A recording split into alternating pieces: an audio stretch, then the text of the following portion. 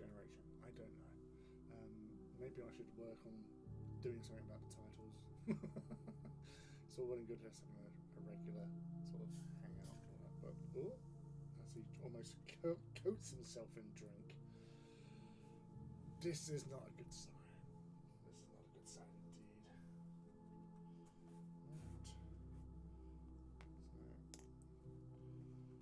just quickly sprayed these before coming live. Some more little artillery pieces for Legions Imperialis.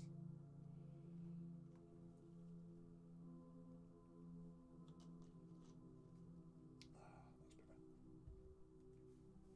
So yeah,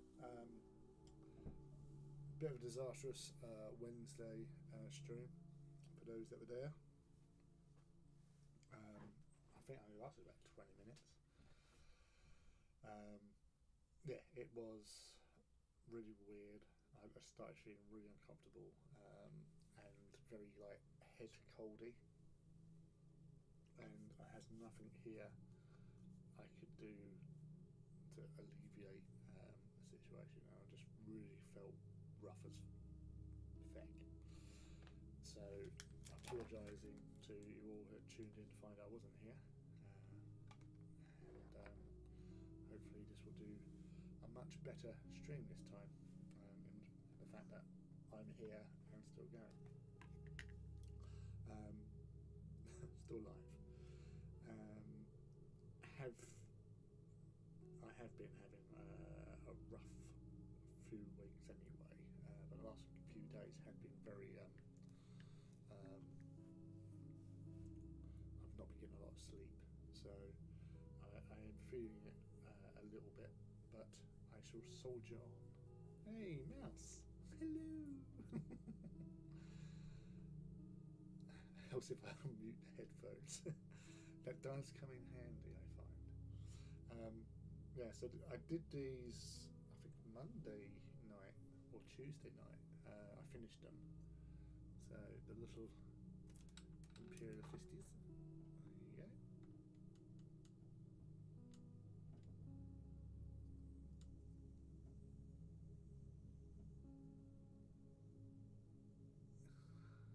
I'm pretty pleased how they turned out.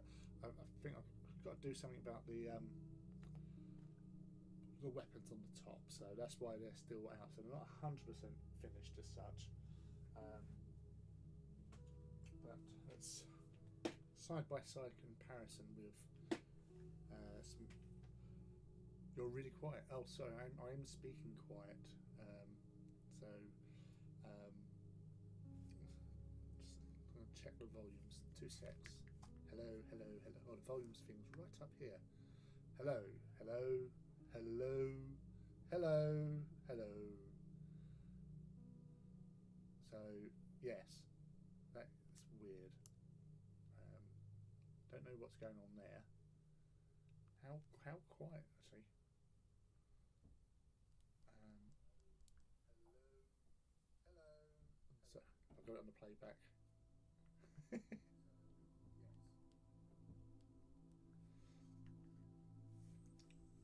They're awesome looking, and I'm putting together some 15mm tanks at the moment. Ah, cool. Alright, so let's just move these gentlemen to one side. They're the Emperor's children. I don't know, still quiet. I cranked my volume as well. Yeah, no, it's showing it's quite low on that. So I don't know. Let's have a look.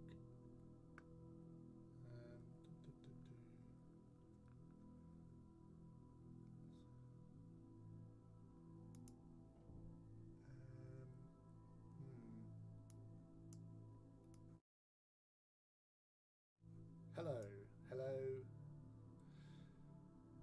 Mork calling awesome. Mork calling awesome.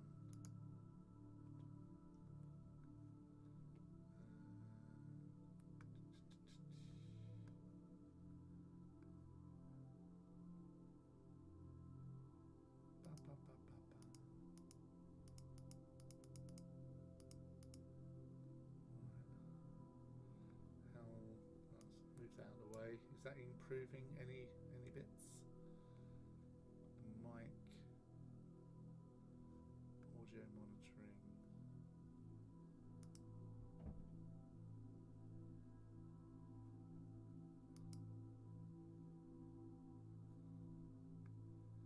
I can't actually see the settings for what the mic is like.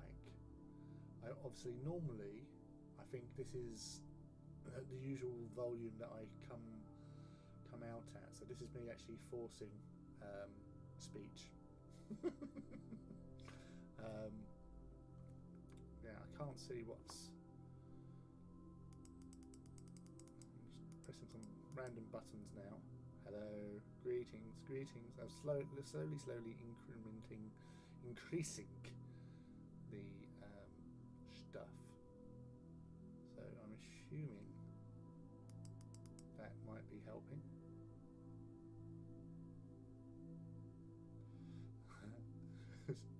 I've no clue either, but hey, it's not stuttering, so yay! Right, I'm just doing something here. I don't know what, but yeah. So that's something.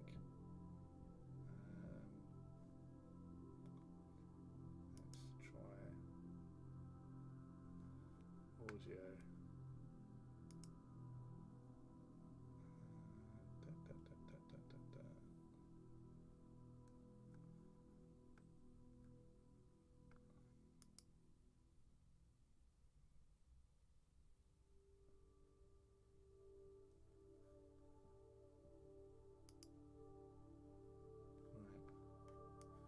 How's that? Is that any better?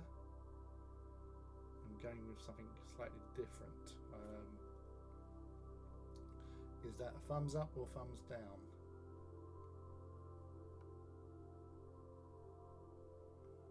Yeah.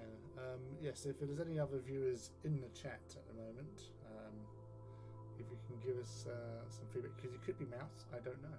I've got on my audio mixer showing I'm getting up to about X amount of stuff.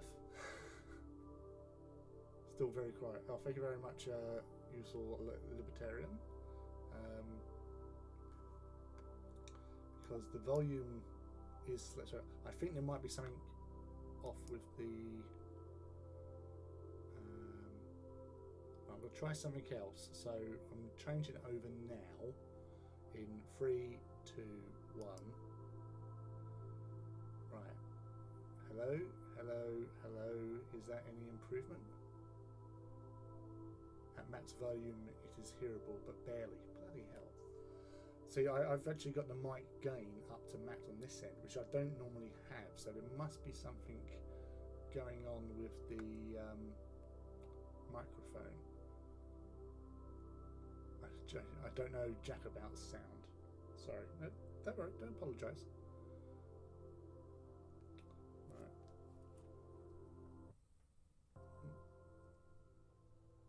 How's that?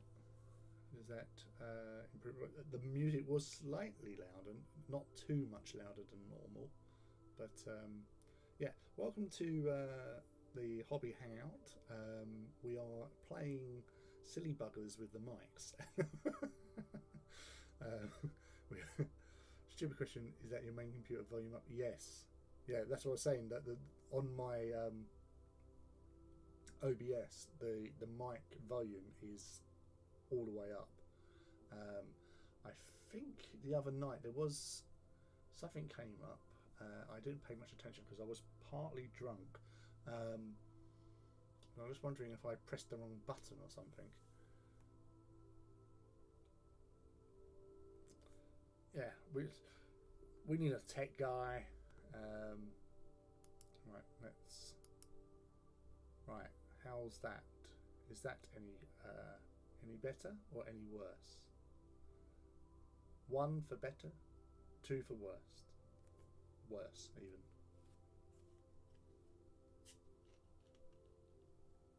Oh, huh.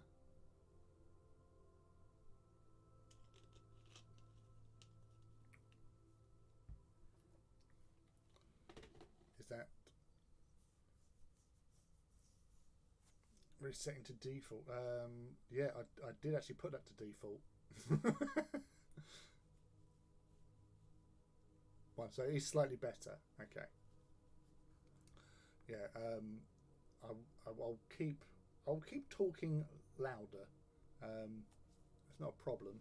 Obviously, if there is any more issues on the sound, then please let me know in the chat. It's always appreciated. I'm just checking if there's anything else that I could adjust. So just looking. That's recording, stream. Yeah, that seems fine.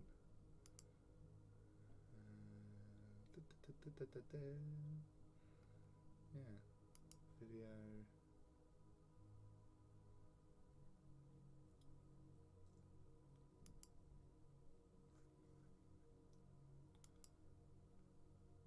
Right, I'm going to try something else.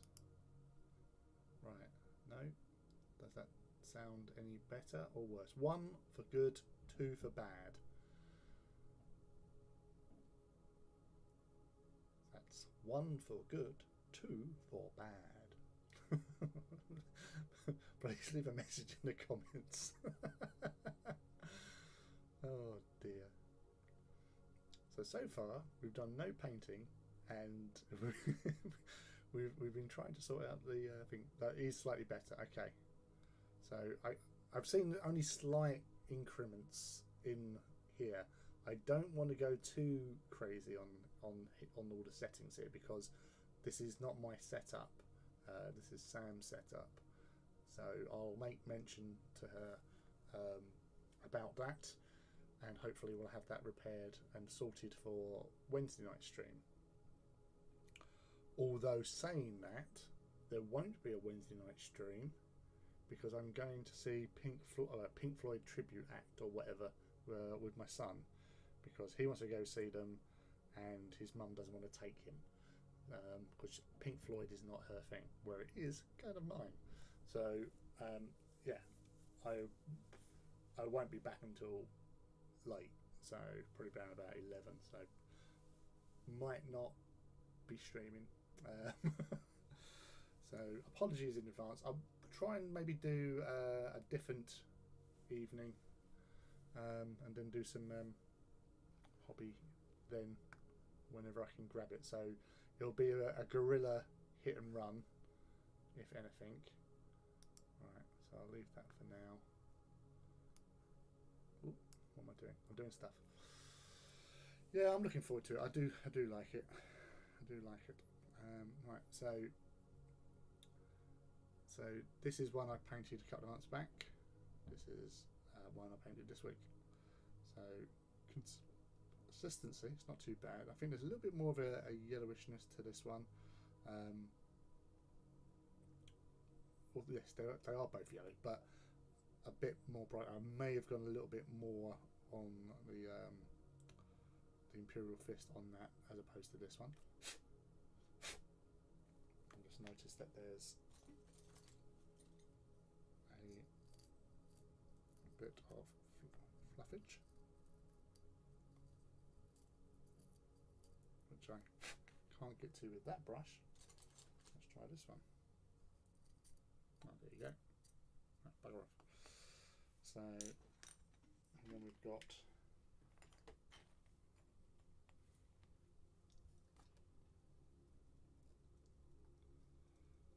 colour consistency wise, they're all pretty much, they're in the ballpark. You know, you can see a slight difference. Obviously these ones were painted closer together.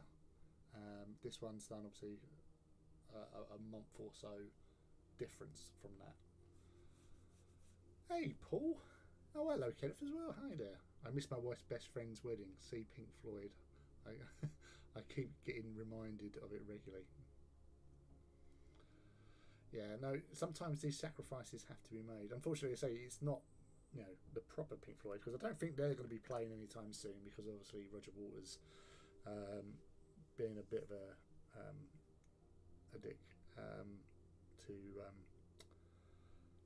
oh my god, I've forgotten his name. That sucks. I am definitely getting older, mate. My brain is not working. Um, yeah, it's just been in the field longer, and so yeah. It's been living it large out in the wild. So obviously with the predators, I didn't magnetise the side weapons because you don't get a lot of. I don't think you get a lot of sponson options. Well, you do. You get the normal las cannons, but I've got the auto cannon turrets and that because they do provide you with a turret for each. So that's nice and straightforward. Keep them in the box. Swap out. Swap in. There you go. So las cannons or auto cannons. Half of the 6 of these that I've got done for these guys, half have got the what do you call them? Bolters, heavy bolters, and the other 3 have got las cannons on the sponsons. I think it was the last time they played together. Bloody hell! The only time I remember seeing them live, and I wasn't actually there, that was on the TV, was for the Golden Jubilee, or was it Platinum Jubilee? It was one of those shows. 2012, that Jubilee, when I was playing at Buckingham Palace. That was an awesome gig. Because it was something I always remember as a young, I wouldn't say teenager, no, as a young 20-year-old or 20-something guy that I worked with, Mark. He was a massive big Pink Floyd fan, and he always said the thing about Pink Floyd is that at their gigs, their sound quality, their sound engineers are top notch, and it's always like a really good sort of experience. So it feels like so much better. So you don't get like that, like all the reverb and all that. It's like crystal. So it would have been nice to have been to one of their live gigs, but seeing them play live on the TV.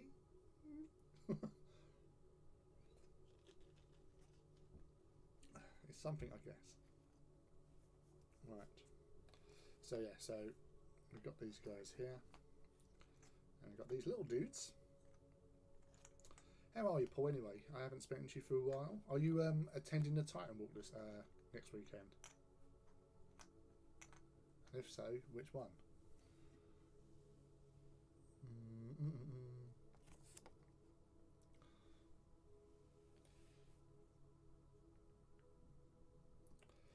Sound is one of the reasons I don't like too many live shows. That's right. It can be, I've been to some gigs and it's just like a bit intense when the sound's not quite right.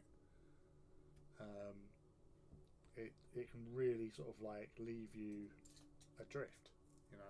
Like all that sound is just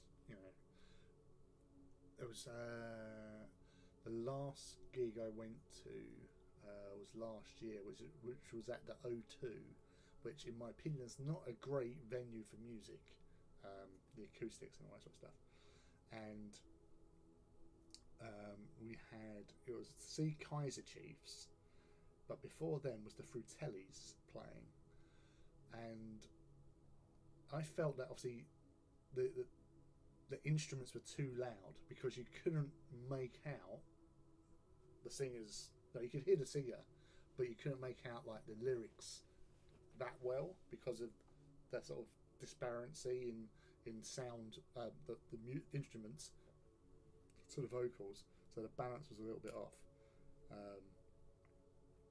and so you sometimes get people like overcompensating, which then affects the performance, and it was an experience. There you go.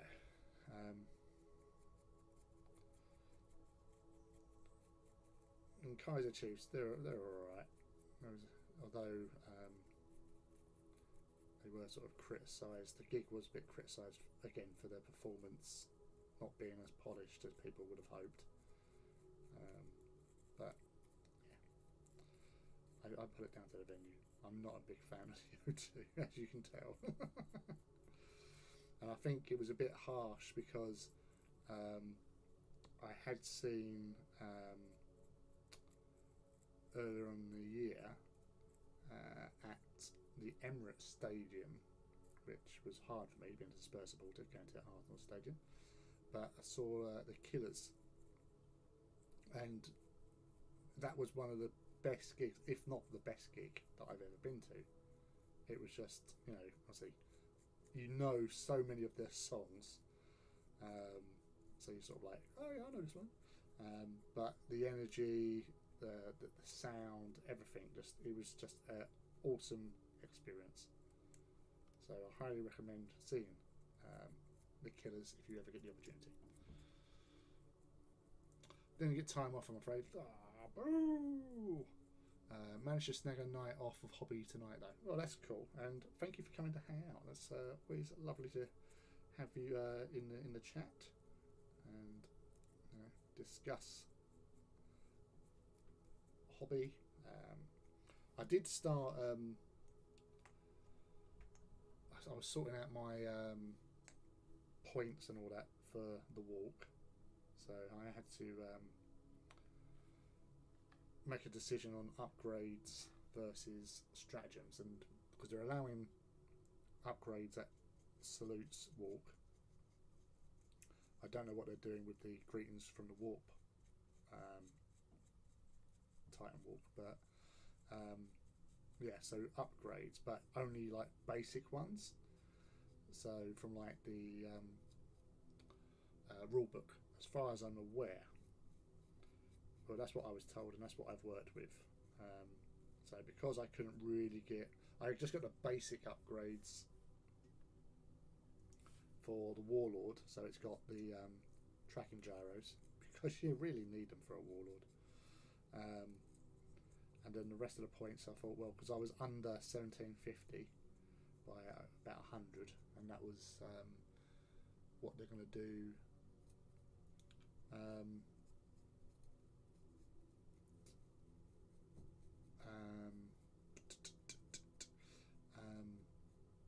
Yeah, 100 points. If you be at least 100 points to get an extra stratagem. So you have 3 as standard. So I got 4 now because of the 100 points disparity. Yeah, it depends a lot on the venue. All that said, I've been to 3 major concerts in my life and did enjoy them. It's cool. Why do they call them Titan Walks? Well, normally you see this in Hell's Reach in particular. There is a scene where not Hellbreak. Who's the chaplain? Grimaldus. Grimaldus goes and visits a Titan Legio that was on planet but hadn't committed to a battlefront, because in 40k, compared to the Heresy, Titan Legios have their own autonomy. Well, they used to. They had their own like transport vessels, landers, and everything. But they lost their independence because of the Heresy. Because having a Titan Legio running around doing its own thing is just too dangerous. So where they broke down the legions, they also broke down the Titan Legios, and made them more dependent upon Forge Worlds and the Mechanicum, or Mechanicus, Adeptus Mechanicus at that stage. So they lost their own independence in some respects. So they get transported on their behest, and they have to sort of, look after Forge Worlds where they are sort of tied to. But they don't answer directly to requests. Basically, if you say, you Titan Legio, go over there, they can go, no, it doesn't serve our purpose, we don't want to, basically, and you can't do anything about it. So you have to petition them, and so you've got to basically put over a case as to why you deserve their Titans walking on your behalf. And basically, if you do a good job by speaking to the equerries of the head princeps of the Titan force that were there, they normally say, as they did in Hell's Reach, Legio Invigilata walks at Hell's Reach. So they basically dictate, or not dictate, they basically their word is basically their bond sort of thing. So they say, we will walk in the defence of Hell's Reach Hive, and that's the whole thing about the whole walk, is that Titans walk to battle. So that's why they're called Titan walks, because they are walking to battle. And it's just like a collection, a massive collection of Titans. So it's like with the Tyrannosaurus clubs that I run, we do night musters, or household muster, where we would all meet up at Warhammer World and bring all our knights and put them out on display for us all to have a look and inspect the paint jobs and see what that person's done with his, and what sort of like kit bashing they may have done and stuff like that, as well as to see how many Knights of House Tyrannus we can get in one place. We haven't done one for several years now because obviously COVID times. Plus I've been more and more involved with the Titan walks as opposed to night musters as such. So with that, it's just a sort of a terminology that we've came up with to indicate a gathering of Titans, and that we are deploying them in glorious battle or demonstration out and about. And then we fight, we roll dice and kill each other.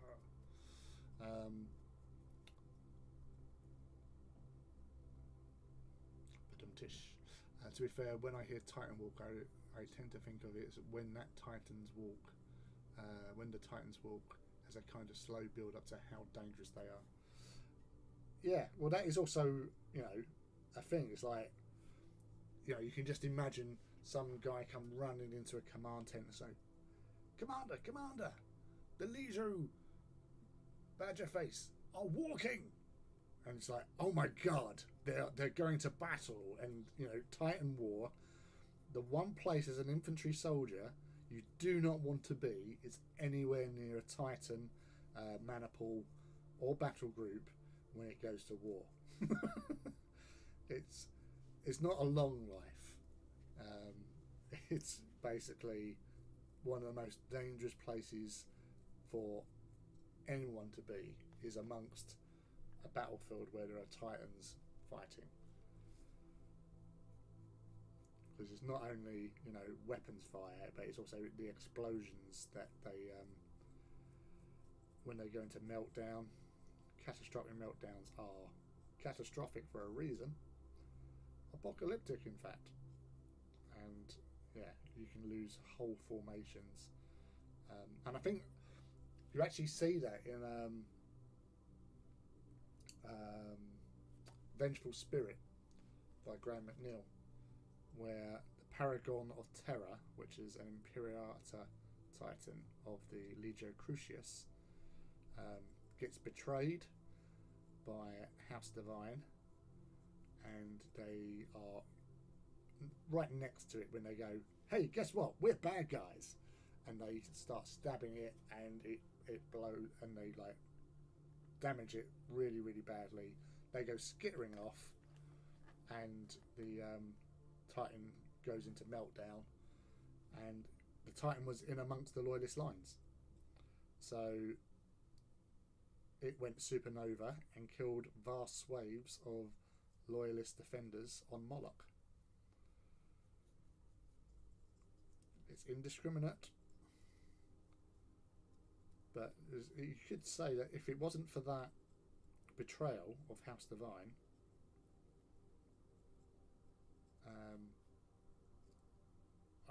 Horus probably wouldn't have been able to wouldn't have been able to do what he did in the time frame that he had, because an Imperator and they didn't have no Imperators. They had Titans, but didn't have any Imperators. And they were already set, battle lines done. But when you have someone go supernova amongst your battle lines, that just basically completely screws you over.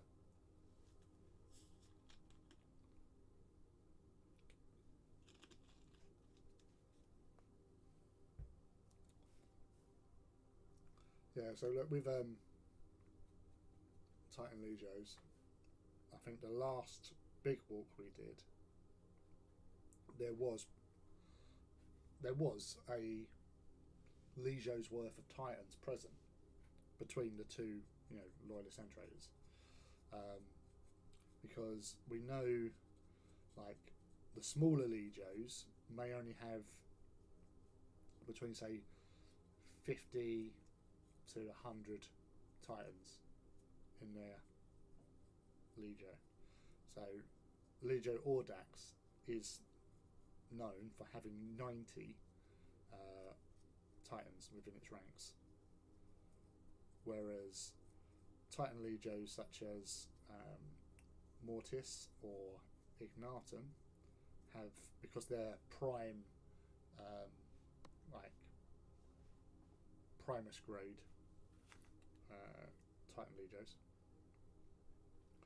they're at sort of about 200 Titans. It's only really, there's the Legio Devastator, who are, I think their cognom is Steel Beasts. They have the most Titans, but they're mostly sort of, not as many heavy. Well, they've got all sorts, but Mortis is one of the largest Legios, but he also has the largest collection of Warlord and heavy Titans compared to any other Legio. Ignatum has a fair amount, but they probably have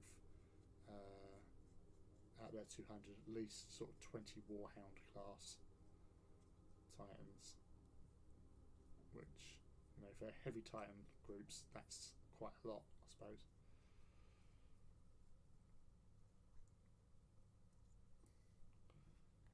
Gorecrow's, I believe, was Luke told us he's got about 130 Titans, and they again are mostly heavier class Titans, so not too many light Titans like Dire Wolves and Warhounds, so like Reavers, Warbringers, Warlords, that sort of jazz, and anything else that might eventually come out.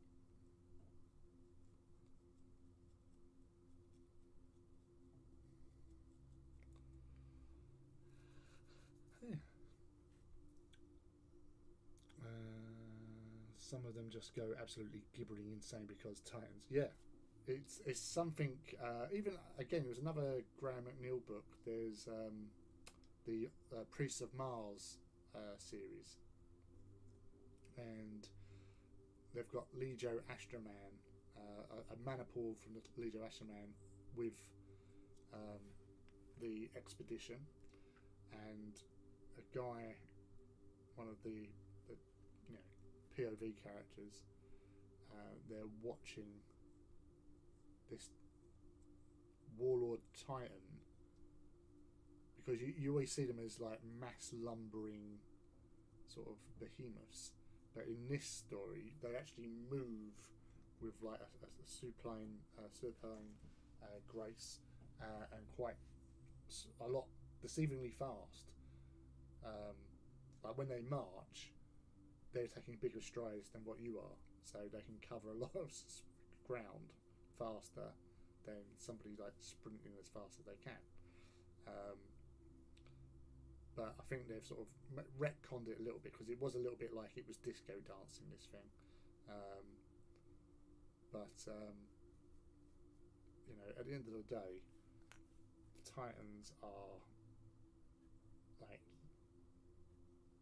they were a danger to everybody, like the Imperium, their independence especially, because a Titan Legio is like, well, a Titan Maniple is bad enough. Titan Legio is, you know, you can conquer systems galore with a Titan Legio.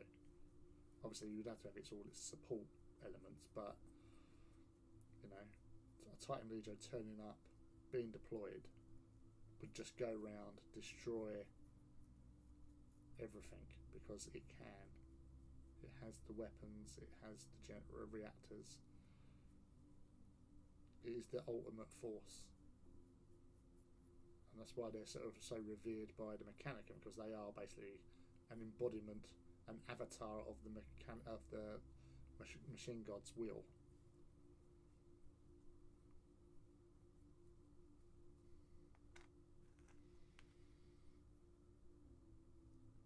Under their foot, not the place you want to be. Reminds me a bit of a scene, I think it's one of Raymond Feist's novel. Sorry, he's talking about a giant, if I remember correctly. But the main bit is what's their only blind spot, under the foot, not the place to be. Yeah, they are, you know, lesser beings. It's like, yeah, a fly might be irritating to us. Ant, not so much. So as we're like striding along, minding our own business, ants are going around their own business, and we just go stomp without realising. You know, it's no malice, no intent to harm them. You're just walking along. You don't even notice them half the time, and then you go, "Oh, I've just trodden in some ants." So that's definitely sort of an analogy.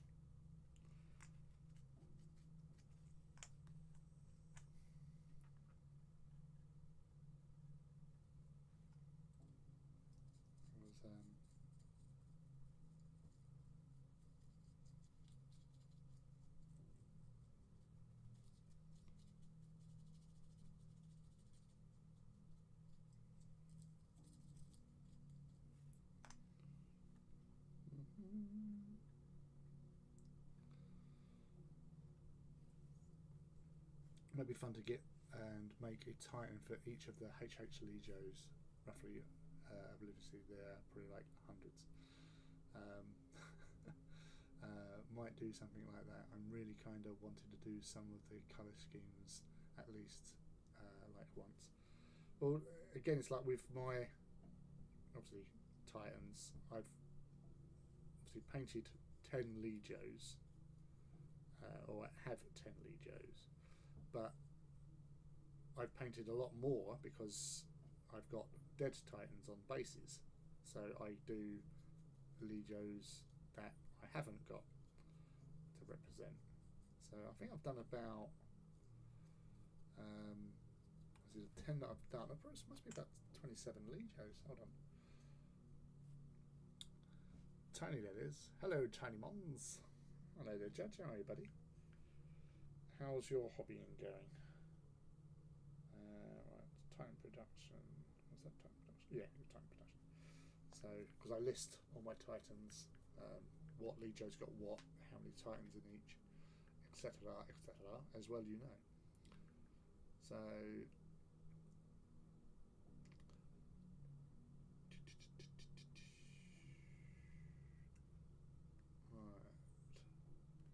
so it's about 26 Legios schemes I've done, plus one like Black Shield Legio. So the dead Titans I've painted, we have Vulpa, Mortis, Laniascara, Furion, Interfector and Vulturum. Although I should take them off because I've got Vulturum, so I should take them off. Okay, so it's about 25 then. Astorum, Astroman, Venator, Atarus, Defensor, Crucius, Honorum, Oberon, Lysander and Presagius on the loyalist side of things. So yeah, so I've painted say 26 Legios. No, sorry, 27 Legios, because I did paint a solo warhound for my friend Nikki for her birthday, and that was Invicta, Leisure Invicta.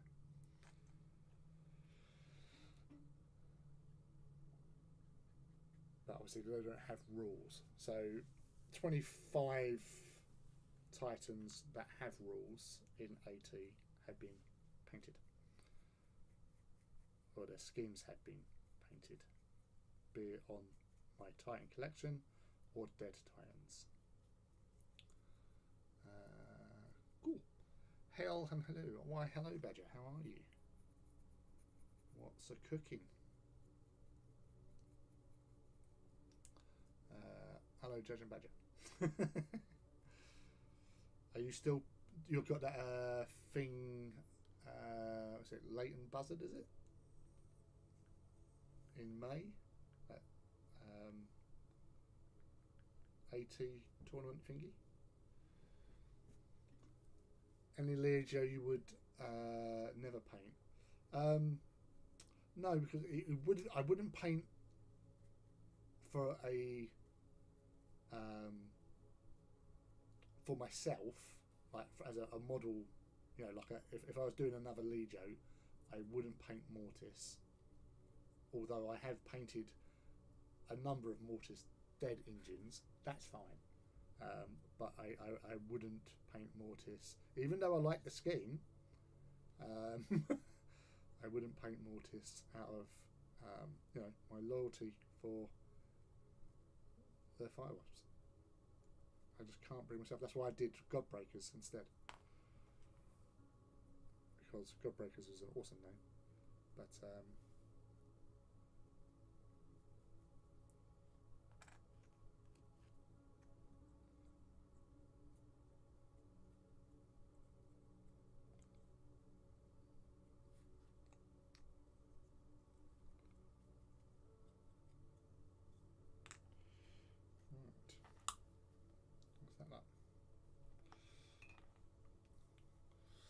well, that's a good thought. If only I paint the ones that I have that have rules, it's definitely narrow it somewhat. Yeah, because you created your own Legio, didn't you? So I did that once with my Legio Atonicus.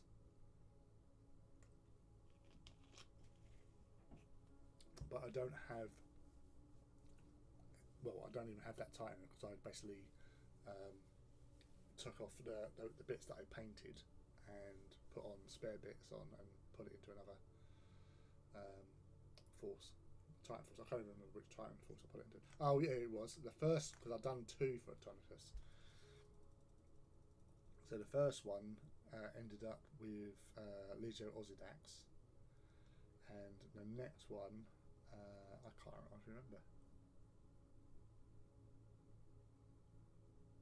I can't even remember.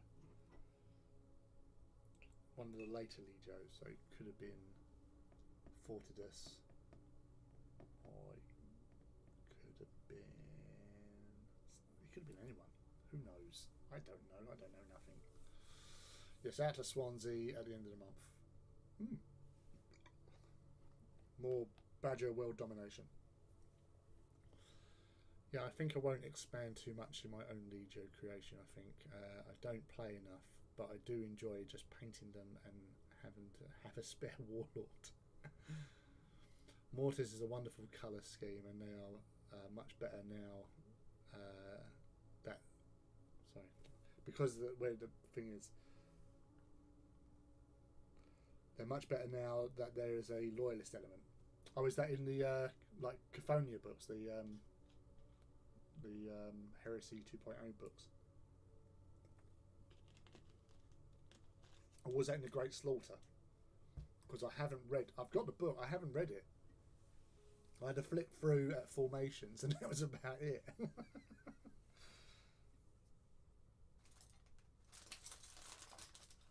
Been busy with other stuffs. Too much stuff sometimes, they say. All the stuffs.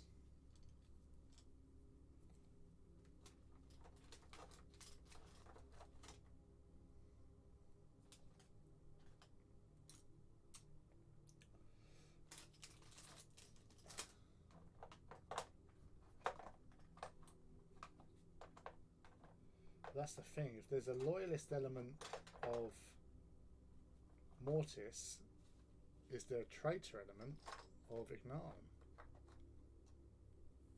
Which I personally find that apprehensible or representable. I don't know.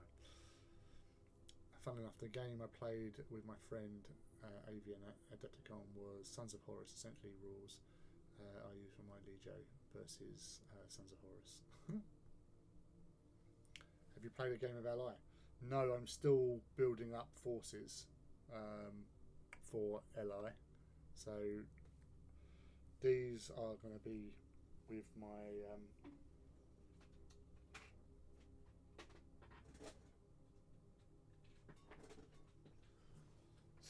so far for these guys, so they'll be joining these guys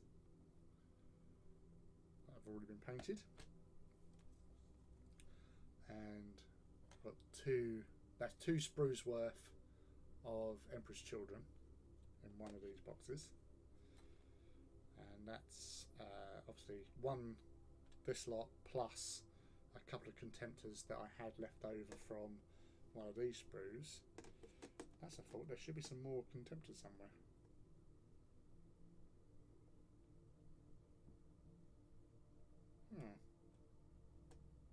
There's no Contemptors there.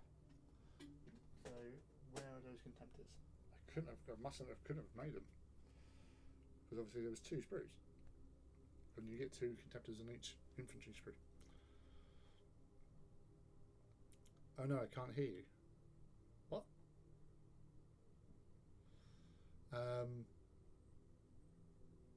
I don't know what's the problem. We've had this problem earlier on. Oh, wait a sec. I've got second mic thing going. Why? Auxiliary mic and desktop audio. So desktop audio is not working. Mic thingy is. So that's not the mic. That's the camera. Or it could be a mic. There might be a mic on there. There probably is a mic.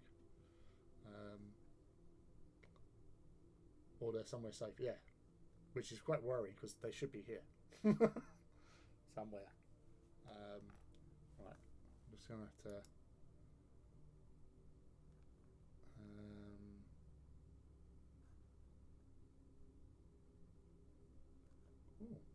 hold on a sec. Hello, hello, hello. How's that? How's... No, don't do that. Is this coming any better or not? See, we was trying this out earlier on, where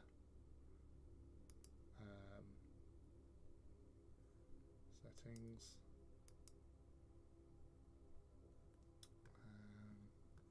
See, now you set us off again. That's what video and audio. Right.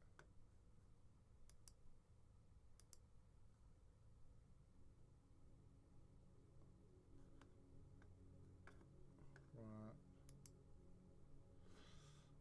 Okay. Right. Hello, hello, hello, hello. That doesn't mean anything. Hello, hello, hello, hello, hello.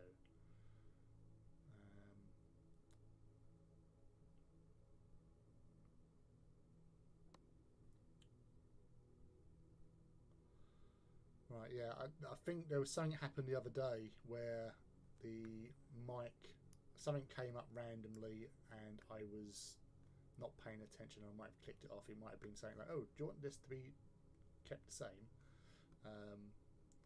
So hold on. I mean, so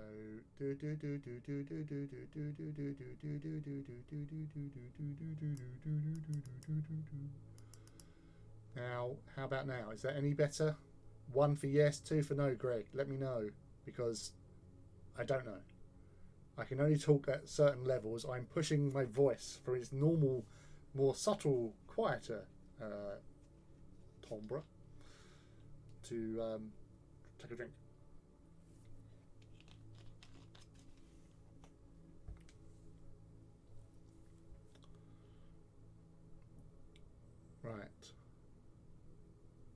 I've got you on 100% too. You're still quiet. This is better. Yeah. Okay. Yeah. I'll see if I can up this a bit more then. Hold on.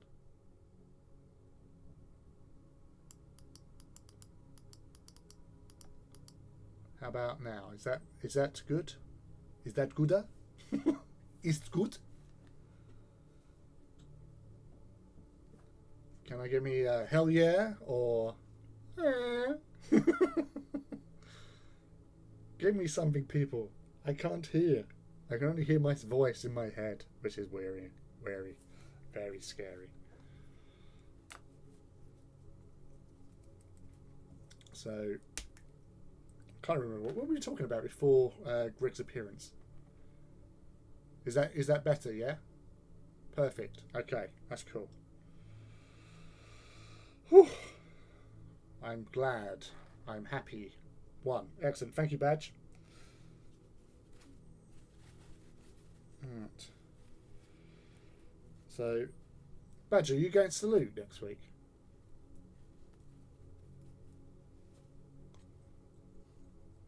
Just got to remember to turn it down before I change the input. Legio Audax. What, like Legio size? That would have been, wouldn't it? Legio Audax. Yeah, so they've got, as Badger can attest, because he was there. At Beachhead, we met up with Maximal Fire and the people at the Maximal Fire event, and several of us had been working to put out as many Legio Audax engines as possible, and we managed to get about 45, I think. Can't actually remember now. It was definitely, it was over half, because the Legio was 90 strong engines, and we had at least, I think nearer 50 actually, and that was including some dire wolves as well, so it was quite good. Same, I'm expecting to scare myself later forgetting to turn the phone down.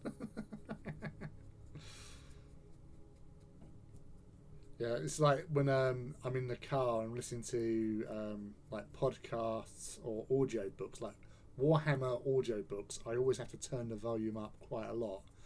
And you get out of the car, and then when you get back in, and like your phone, like the Bluetooth is taking its time to actually like connect, and it may not be connecting via the podcast that you was listening to. It goes straight onto your playlist, and suddenly your earbud just explode with noise. It's like being on the rough end of a Sonic Marine, which is not a good place to be unless you're a Iron Hand that's deaf. An audacious amount of Audax. Indeed, Mouse. It was an audacious amount of Audax. And it was only like 2 weeks organisation as well, which was quite impressive. Admittedly, I had like 16. So it's a good chunk there. Alex had about 8, I think. Sarah had about 8 from the Titan Workshop. Her and Stuart. And a couple of others who were there, joined in with theirs.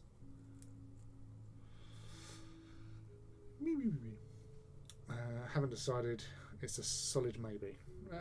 Well, the Titans are walking there, so we'll be there. Well, I am there because I'm part of the Titans Owners Club, doing tiny things for a change.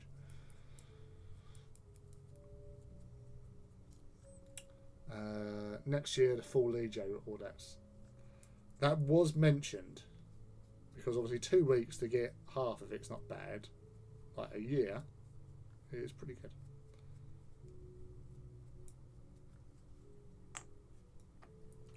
We're putting on Iron Breaker at the moment, just like dry brushing to catch the edges. Bonus if no names are shared.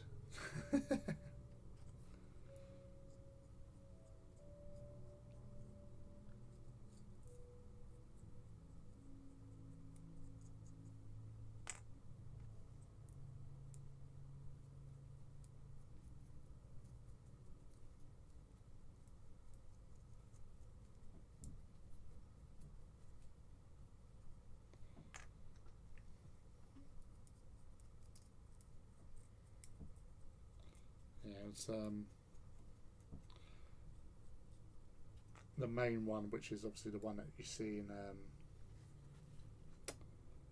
Betrayer. Most people would go to do that, which I can't remember the name because it's quite a Latin-y name.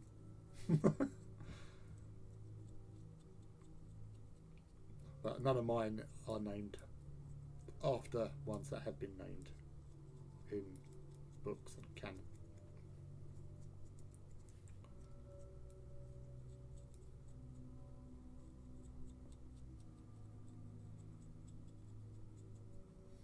So obviously where I ordered my the Ember Queen. Thank you very much, Kenneth.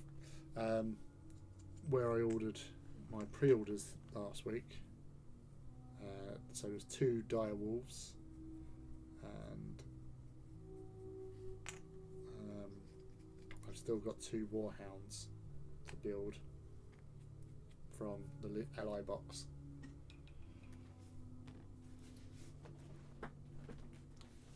Serglash. Oh, Sergala.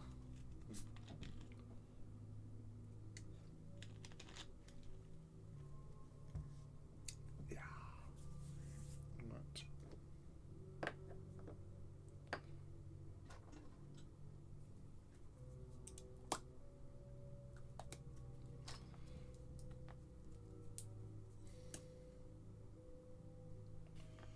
This is not going well in regards to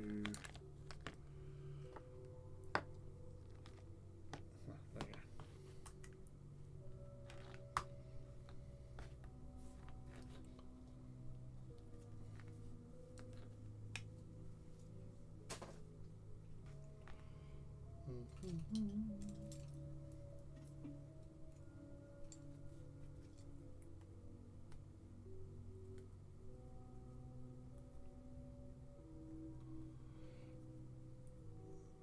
Yeah, well, my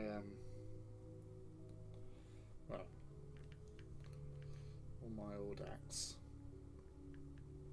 So need your Audax. There you go. So my engines. Got 1, 2, 3, 4, 5, 6, 7, 10, 11, 12, 13, 14, 15. 16. Right, yeah, that's it. So Formosus, Brutalis, Sign Nomine, Exodesco, Venandi, Venatura, Velox Mortem, Bellum Saturo Agilis, Immortalis, Immortualis, sorry, Burgest, Vexillum Mortis, Lupus Core, Alacris, Verdandi Hell, and the Direwolf Executor. So that is the 16 I have currently. So the 2 direwolves that I'm waiting for will be part of them, and the other 2 hounds will be them. So it'll take us up to 20 with 3 direwolves split amongst 4 mandibles. Well, so 1 in each. I think that's the plan. That's what I'm thinking.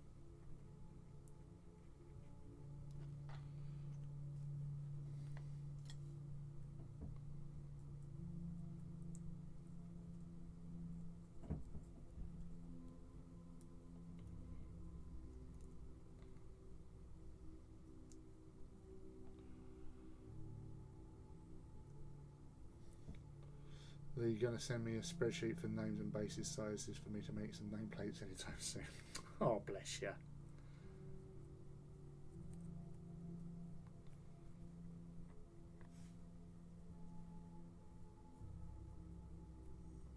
It's a lot of names there.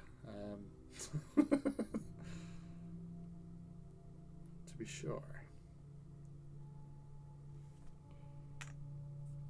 So how many Titans do I have at the moment anyway?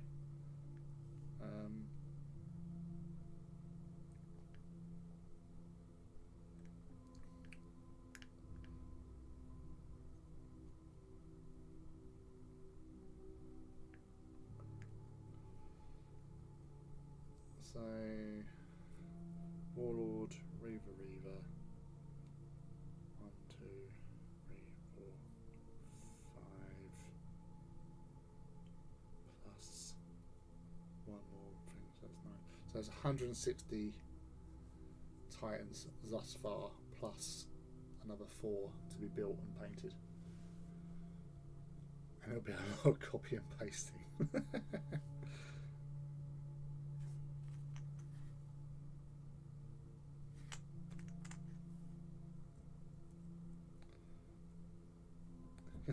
Sorry, Amy, I'm too tired tonight. Lee's got me printing out loads of bloody name tags for his freaking Titans.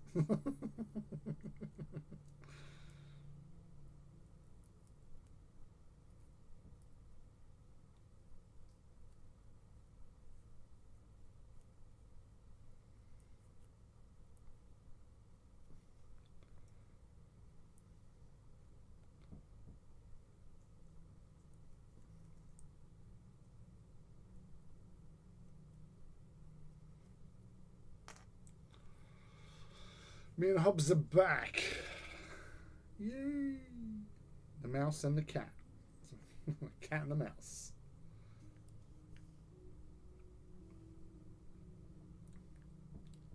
I just realised I'd not had my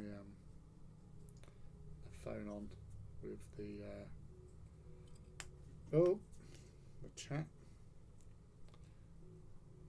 Actually see it because it's really hard to see it on the screen in front of me. So with everything that's going on, I can hardly see what I'm doing. No. That's better.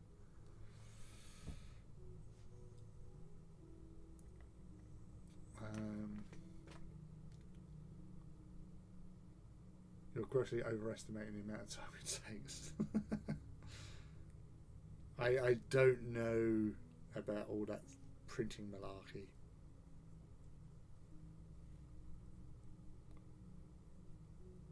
It's all new technology. I'm scared. I'm scared, Greg. I'm scared.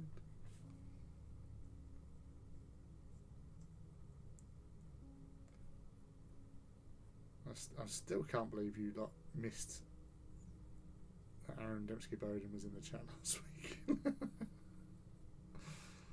That did make me chuckle. I just thought he was being really polite. And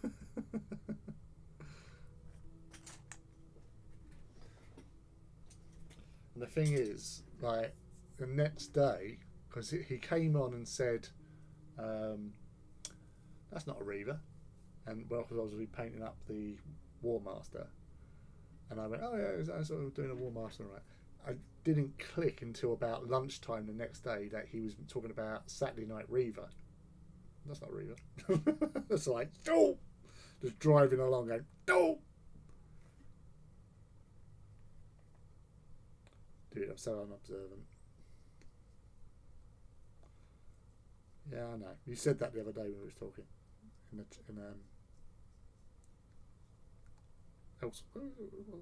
chat somewhere, weren't we? So yeah.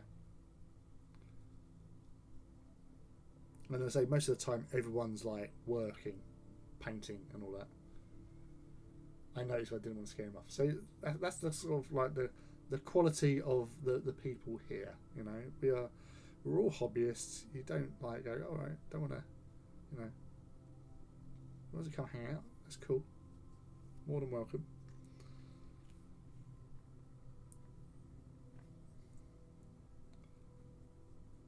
But it's sort of nice for, you know, like, they are normal people at the end of the day.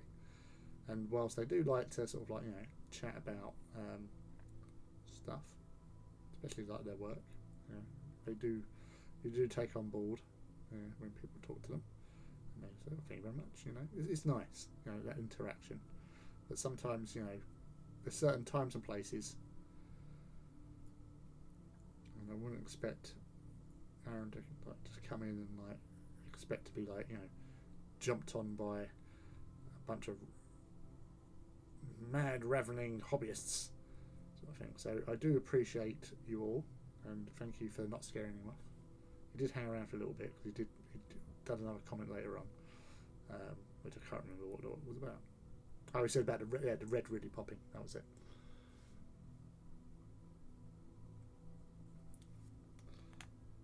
Yeah, within us, so it's not normal.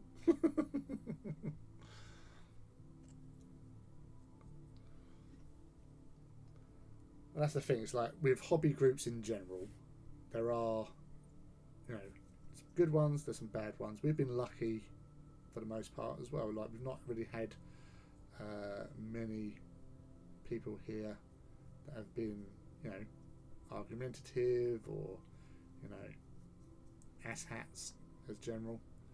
So it's a good little group we've got here, and you know, and long may it rain.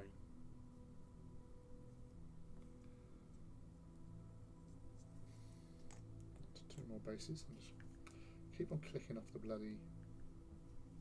Hello. Keep. That's better. Normally is overrated and boring. Anyway, I hope when I do make it to the UK and Warhammer World, etc., to maybe catch one or more of the authors to autograph one of their books. Well, there are some that do live up that way, sort of thing. That's not a million miles off, but you know, it all depends. Like, it's generally for that kind of action. It's if you're there during the week, because you get a lot of the staff that work there. You know, people that you know you see on Warhammer TV, stuff like that. Like you used to see like Suggs like a lot, or you see Emma Svensson up there, or whatever surname is now, because she's married the other week, and Alexander up there, Nick Baton, Grant, which I can't remember his surname, but yeah, like you see all those kind of people up there, all the people that work behind the scenes that you've probably seen online hobby groups or whatever, you know, specialist games especially, you know, they're always up there. So you know, they come out to play sometimes, and they like walk through Warhammer, walk through like the hall sometimes, coming from their offices and all that sort of stuff for lunch, and they let's see who's about basically.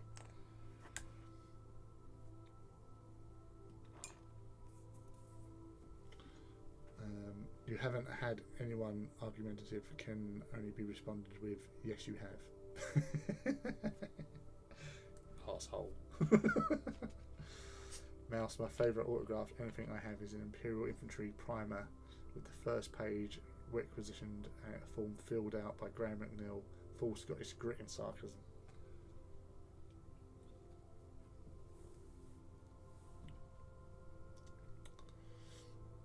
I'd love to visit Warhammer World at some point.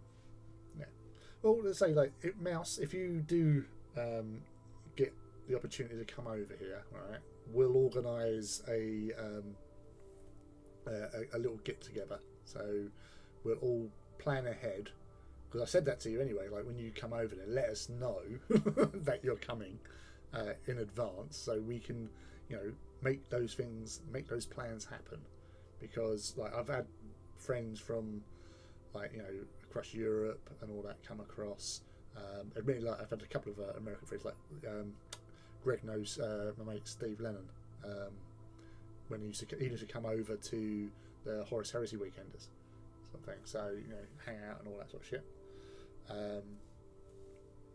So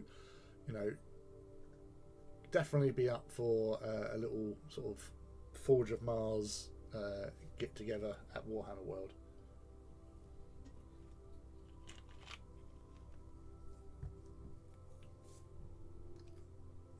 Go have some food in Budman's, do the tour around thingy. And as I say, if we organise it right, as I said, if we go during the week, one, it's a bit quieter in there generally, but also the staff are there, and I say I'll definitely be able to get like several of like the peeps from like Specialist Games, and even like Forge World to come in and say hello and stuff, because it's always nice to talk to them as well, because they are hobbyists as well, and they are really nice people as well. So it's a win-win. Yes, seen Nick at Adepticon last year, I think. Didn't bother him, he was clearly in a hurry. Goes on. Nick always does that. Is that Nick Baton, or are you talking Nick Kime, the author, or editor? One or the other. Or that would be Amazeballs. Greg, yeah. Can you sign this? Sure. Fills that entire first page. Well, that's the thing. I mentioned I bought one of his books. I was talking because, as Greg knows, I talk to Graham. I've been like corresponding with him for since about 2007, something like that. It's almost come on 20 years.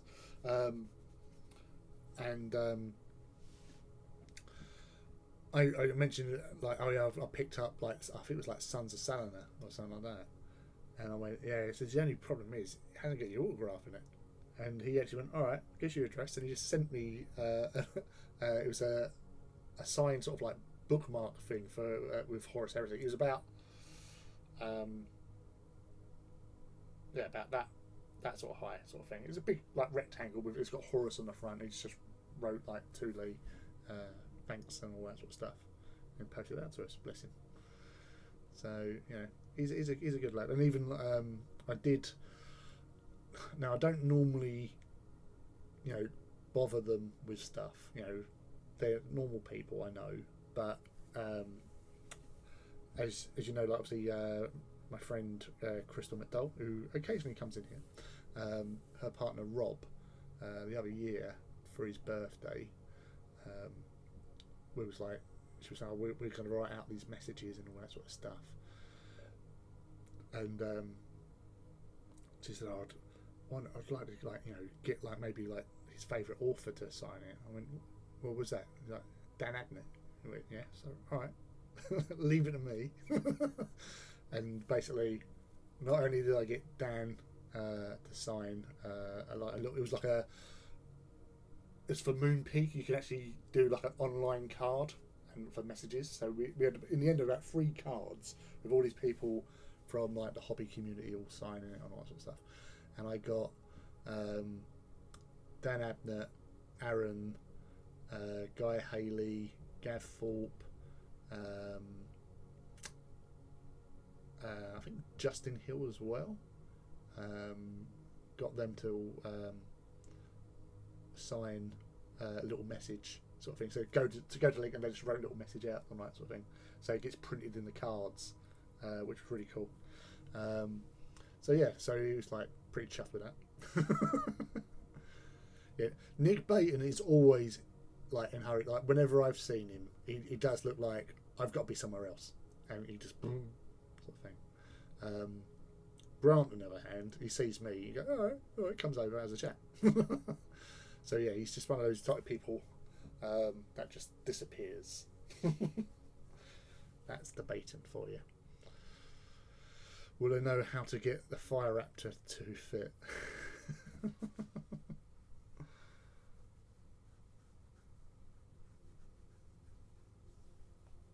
Or get your flying umbrella. Sorry, I'm going to be catching up on what the chat because I've missed something. I saw Paul's comment and I thought, oh, Raptor. What's that?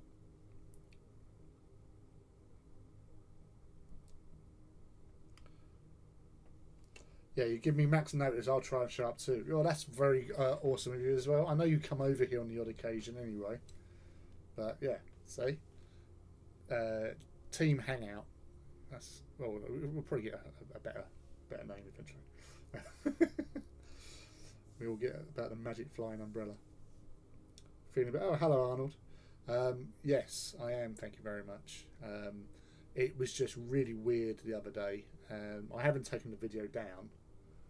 I don't know why. It's just 20 minutes of me like, and they're slowly just going off, and then just collapse. It was really weird. I've been really like, you know, I've not been sleeping that well for the past couple of weeks. Like the past week has been really bad. Like, you know, just all sorts, waking up and not being able to like get proper night's sleep. So it's like pure adrenaline getting me through anyway. But on Wednesday, it just felt like I just got like zapped with some sort of lurgy hammer. And literally, if you've watched it, I just started like getting really sort of like, I felt like my head was getting glazed. Also, my tongue was quite swollen as well because I bit my tongue the other week. I've got like a, you know, like one of the little ulcery things on the tongue, so it keeps on catching. And so my tongue was swollen.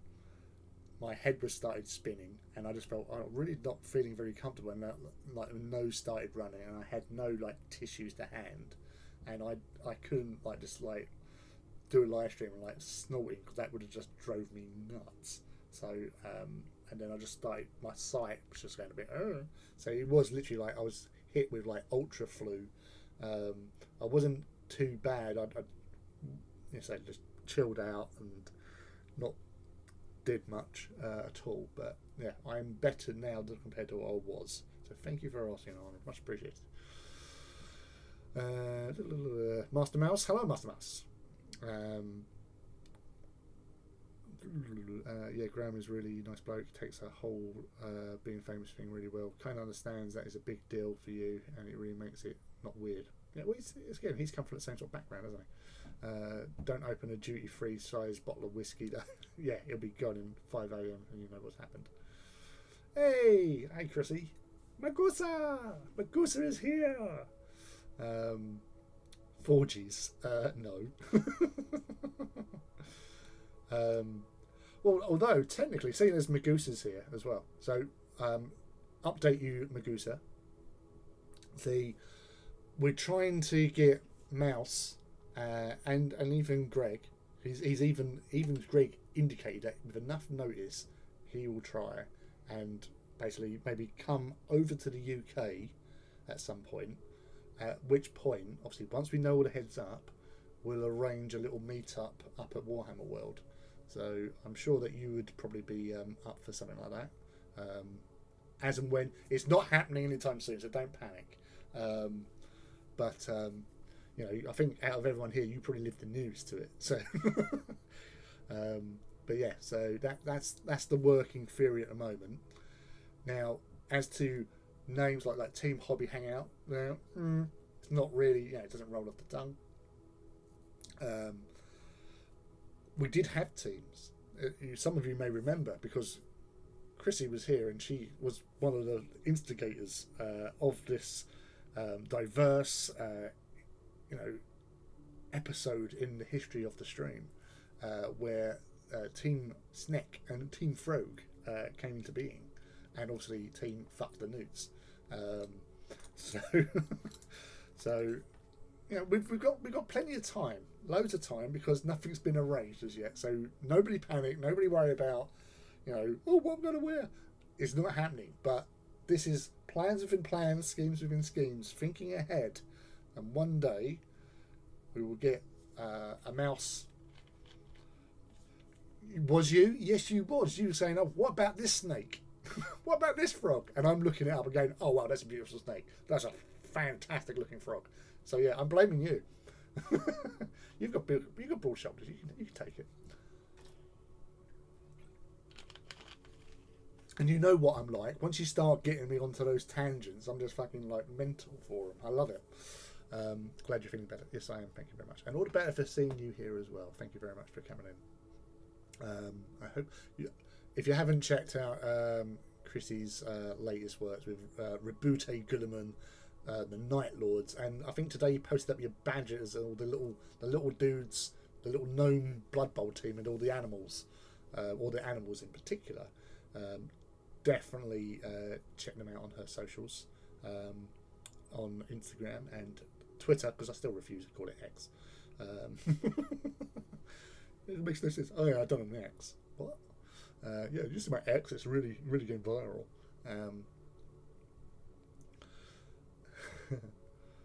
What's that? Now, I'm keeping up with the chat, and I'm blocking myself off because I've got the OBS in the way now. So I'm going to move that over there. Yeah, it was like next day I wasn't too bad at all, and I said like the runny nose sort of thing that pretty didn't last like that long really. Once I'd sort of like just chilled out, lay down, and all that sort of stuff, it was fine.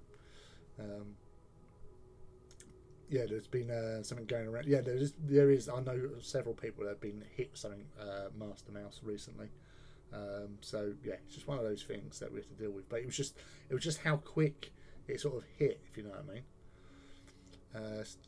Dang dude, you have to stay hydrated for sure. It tends to help with a lot of things. Yeah, so I'm still drinking my Jack Daniel's honey and Pepsi Max. Well, not even Pepsi Max, it's just normal Diet Pepsi. I have got my bottle of drink over there as well, like non-alcoholic drink. There is times I just drink normal stuff. Yes. Our very recalled teens. Start a war now! Kidding. No, you're not. But yeah, we need to meet up for sure. Not sorry though. Yeah. Yes, speaking of tangents, all the June Mordeeb shorts people have been doing are killing me. So cute. Meowdeeb. Well, it was always that eyes Spice Cat. I always remember that one. Hey Pete, hello buddy. Welcome, you sexy beastie. I'm very proud of that goose and the badger. I'm very proud of that goose and the badger. You know, obviously, Doom Badger wants to use it as a promotional item, and the goose is awesome because Megusa. There you go. But yes, what are you working on, Pete? And everyone else, what is everyone else working on today? Right, so these are purple. They're going to be the Corvus Black. Where's my Magus purple? Greg, what are you doing with my Magus purple?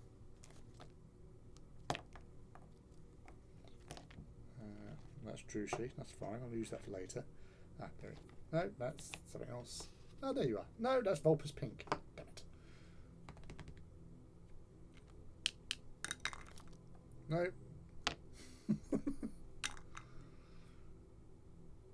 Have I moved it somewhere?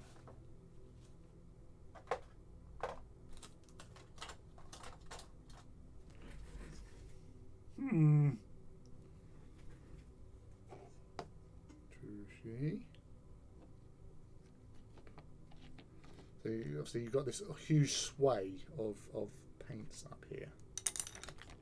Ah, there you are, Magus purple.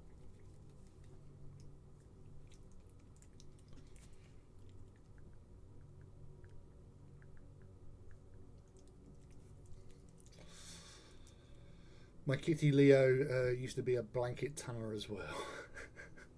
Small tanks. Oh yeah, you're doing your smiley tonks. Taking a well-deserved painting break, but I'm building all my kits that I only half built. Oh, cool. And the rest of the crew pops there. I had a look at the crew kill team when I was in Wayland last week, and I might have just felt, oh. As you know, I'm not a massive kill team player, but I really like the models in that kit for the kill team, the crew kill team. If there was a kill team that would lure me in, it would probably be crew.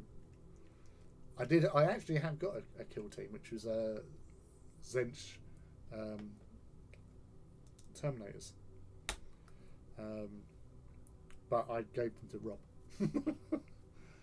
after I had one turn of playing him and absolutely decimated his Marines. Literally, I killed half his team in the first turn, and I took 1 damage.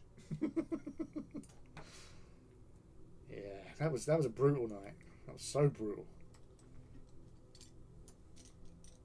I felt quite bad, so I basically said, "Oh, you look after these for us, will you? Be a good chap. Be a good chap. Look after these."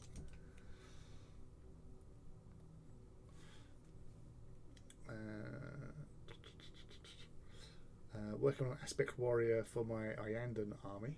Started with Blades of Cain kill team. Then it kind of grew. If you're interested, Pete, I've got 3 Iandan Wraith Lords that need a home. If you need extra for your army, that obviously matrix rates. But yeah, they were.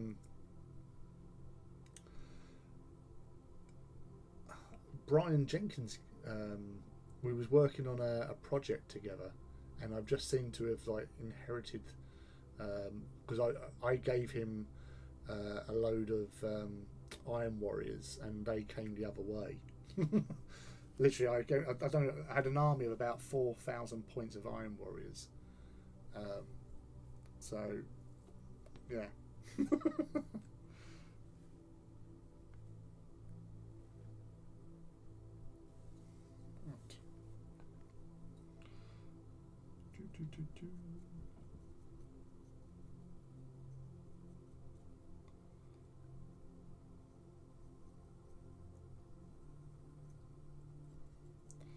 So your Iandan army, just like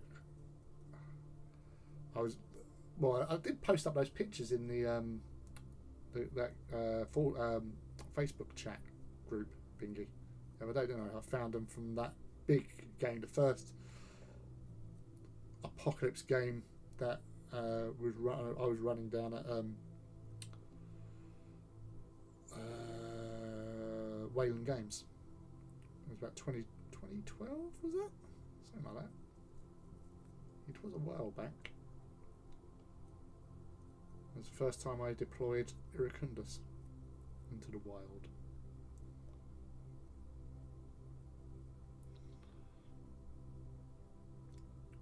That's how to do it, Pete. Badger fell asleep on the sofa. I'm going to go back and do some more work on the War Master. I only started a couple of years ago. Yeah, but good things come to those that wait. Or sleep, in your case.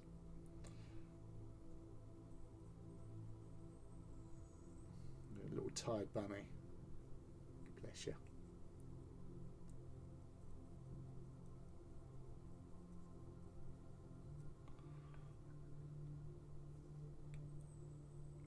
Kill teams, etc. are so dangerous. Yeah.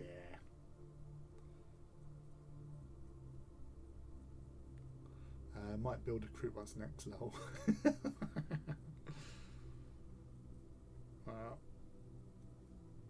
You do great work with the smaller squad games, don't you? Like Warcry stuff. You've done some awesome work with them recently, as well as part of your community work.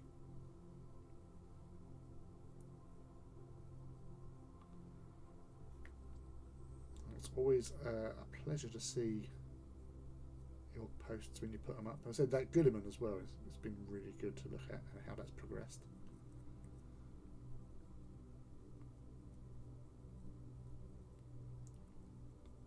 Oh, hello, I've got a land friend. There's a land friend. What are you doing in here? There's no food in here. Only Doredio Dreadnoughts and Leviathans. You don't want to be messing with them. They'll have your ass. can probably have my crew team. Right. Poorly kid time. Sorry, dude. Speak soon. No worries, buddy. Look after the little gentleman. I hope he gets well soon. There's nothing worse than poorly kids. It's horrible.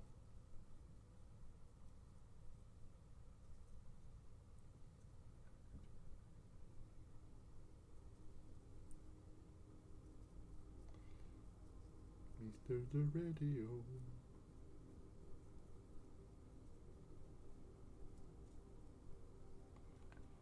Get that done there.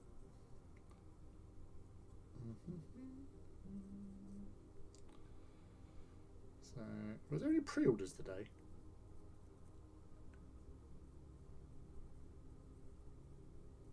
I'll say, because there was nothing that I was buying, so it was just I sort of just shut off. If it's not Titans or Legions, I just shut off. Just don't know what's going on in the world.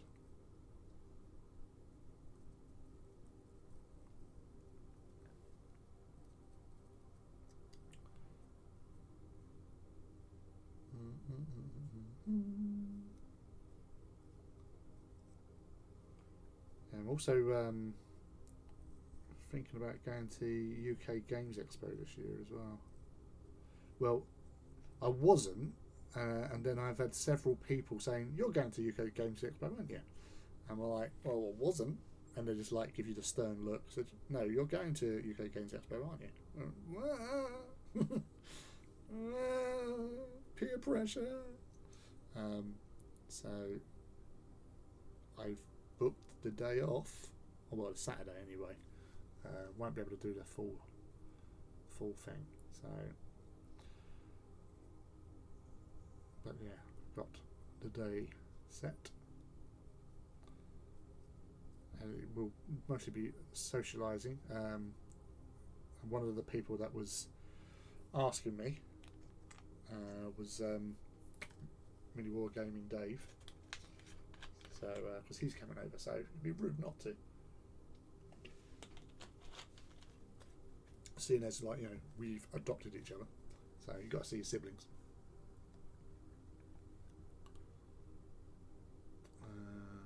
2014, 10 years. Yeah, that was it. Yeah, sorry.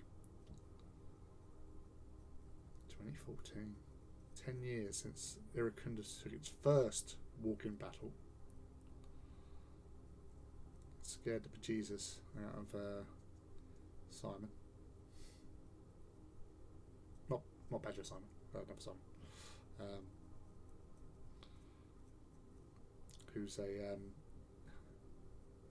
Who's now a amateur wrestler. He does the he's on the I can't remember what the thing is, but he's basically the Knight family. It's all them out in, because he lives out in like Norwich Way, so that's where they're all based. So fighting with my family, those ones, Paige, those ones. So they're all doing that. It was actually Paige's mum that told him to, "Oh, you got to turn up, be part of this." What? When he went to watch it, and he's been there ever since. Bless him.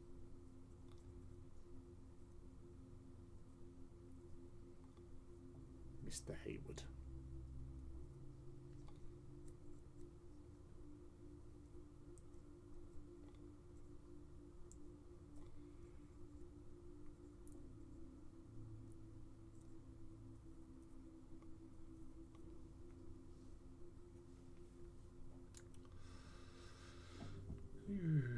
Small game stuff is all about Blood Bowl gnomes. They're going to be terrible, but look so ridiculous. Hey, sometimes you just go collect a team because you think they're awesome. They might not be the best team, but it's not always about winning. Looking good. It's especially with the honks. You've got to let the honks go and rip the enemies of the team to pieces with their honky powers. Does anyone have any advice on insuring Titans through house insurance?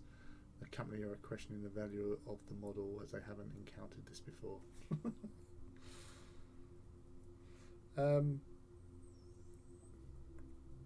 Well, it's obviously if you take lots of pictures of it being in your home, which you probably will do, and then obviously you've got your little certificate doodah thing, and all that chat. So if the worst ever happened, at least you know that I've got evidence of it being there.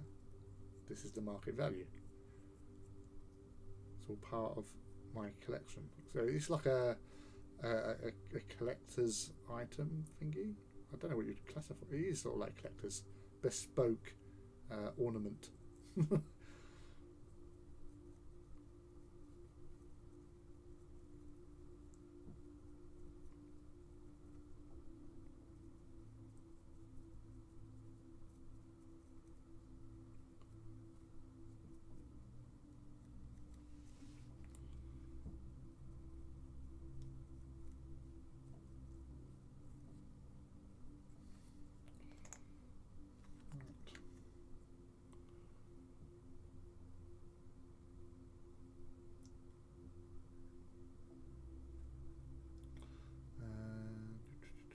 New Horus Heresy, Little Horus model, and some other stuff, I believe. Oh, yeah.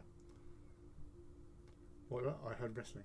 Professional wrestler for WAW in Norwich. That's it. Reese. Yeah, Reese Knight. Because that was the whole thing in the story, fighting with my family, wasn't it? That he was, the big sort of main guy, but they didn't take him on, but they took her on instead. And obviously she had quite a career. I still find it bonkers though that they are cousins to Lasshammer. So Chantel,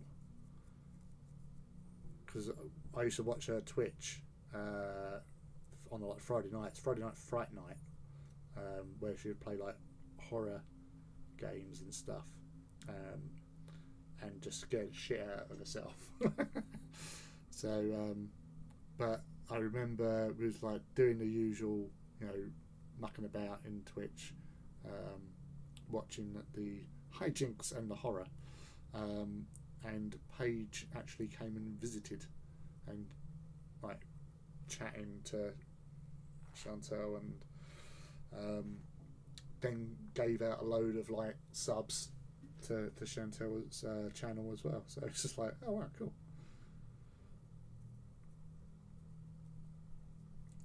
Quite nice. Didn't have to. Came in, had a chat, hung out, pumped a load of money into the channel, and then went off into the sunset. Soraya Paige still wrestles again for AEW, but yeah, she's gone back to her actual name. But yeah, because Soraya is her mum's name, but that's her wrestling name because it's not her real name. Because that was in the film, wasn't it? I was saying about you named me after your your wrestling name.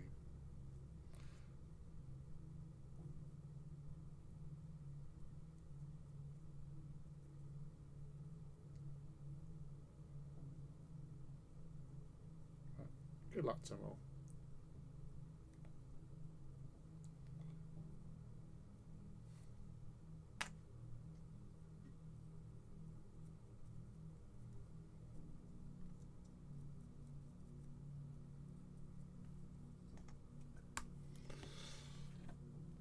Hey, Annie Gizmo. How are you, buddy? What's occurring with you tonight?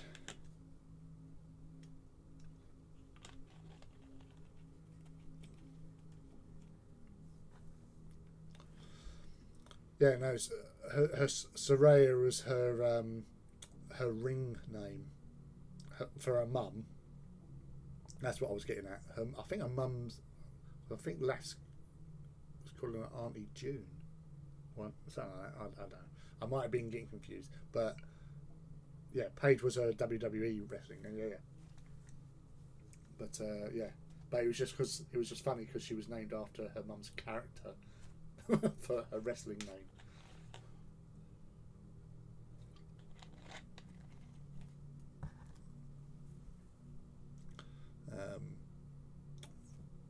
Yeah, I used to be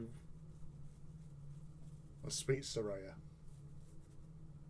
See, another string to your bow of being a wrestling aficionado. Yeah, that's pretty cool. Thank you for sharing that. That's awesome. Thank you. That's actually very cool. Oh, bless you. Let's actually put a little smile on my face. So we don't talk enough about wrestling. Obviously, I can only go back to the that when I was young, when before most of you were born. I always remember the first WrestleMania because my brother, when he moved, he's 9 years older than me, and he got married, and he lived in Basildon, and they all had cable TV because they didn't want to have aerials ruining the skyline and stuff like that. And so you could actually watch like WrestleMania, and he recorded WrestleMania 4 for me. So that's my introduction to American wrestling. I've seen on the Saturday afternoons you had like Big Daddy and Giant Haystacks and all that. But watching Hulk Hogan and Macho Man Randy Savage fighting alongside together and all that sort of stuff. It was a golden time.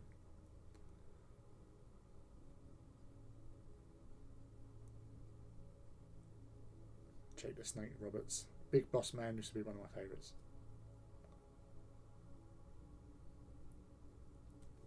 Never used to like Ted DiBiase. He was an arsehole. Ravishing Rick Rude.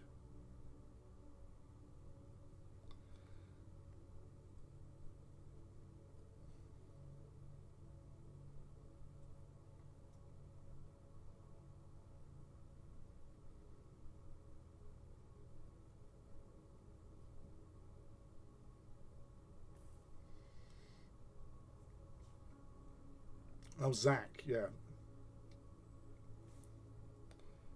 Oh no, Reese. Yeah, it's Knight. No, I know somebody called Reese Knight. I got confused. I'm in danger. Still gets in the ring every now and then. Yeah. And why not? The lady on the phone was baffled until I asked her to go to the GW page and search Warlord Titan. Yeah, but did she? She might have looked up an AT one. Your plan was flawed. Oh, well, they're only like 70 odd quid. It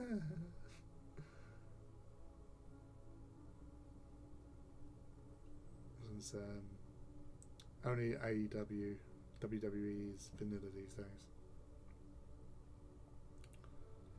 Yeah, I used to watch, was it WCW? Because that used to be like on, I think it was like, because where I lived in London, we was right near a place called Enterprise House, which was had a aerial on the roof. Like it was like one of those points, like Alexandra Palace. This was just like another one towards the Essex border in Chingford, and I could pick up sort of like Anglia TV, and they used to have like the WCW or whatever that used to be on there, because that's where I first saw the Steiner brothers.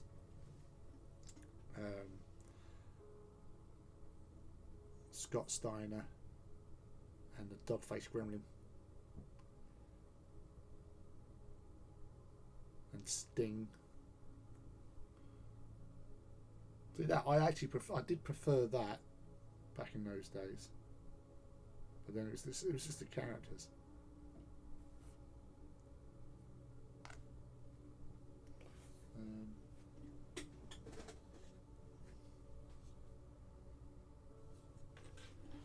Just checking what I did there.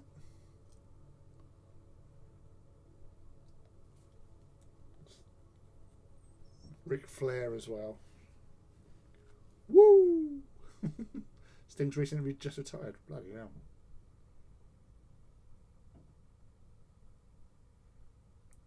They do go for a long, long time, bless them.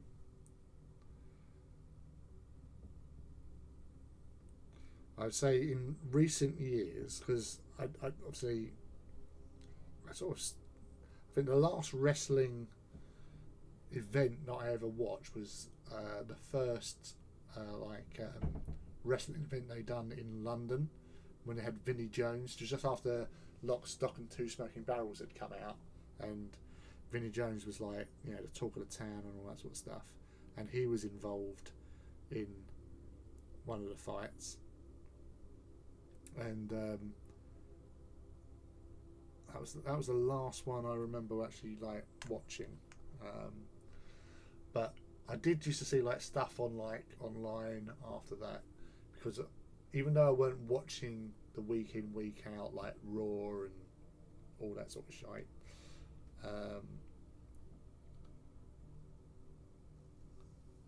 oh my fucking god, Ric Flair needs to go back to the wrestling old folks home and not be let out. Yeah, no, you say he's not the Nature Boy anymore, really, is he? It gets to a point you just got to stop. But yeah, sorry, the wrestler that I liked the most in the recent sort of times was Goldberg, Bob Goldberg. I just thought he was awesome, like intimidating as fuck, and just like, there you go, big man beats the shit out of people. Like Stone Cold, but again, like, I think he was, at the time when I was watching these sort of things, it was he was injured a lot more, sort of thing. So it was in those sort of periods. Wasn't a big fan of The Rock as a wrestler. As an entertainer, yeah, you can't fault him, but he was there. He was just like, oh, it's The Rock. That's the thing. But no, Goldberg was my guy. Loved the Undertaker, because it was just the entrance. When everything, the lights go off, and then there's the chime. Yeah, and it's sports entertainment. It's what it is.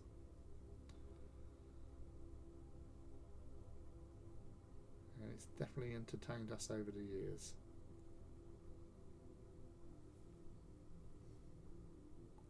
But just imagine you watching wrestling. You're getting right involved in that, aren't you, Chrissy?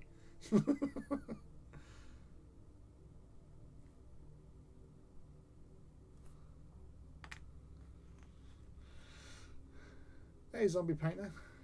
Afternoon from Texas. And how is Texas today? Is it a pleasant day? Hot, humid, cold? How is it over there, buddy?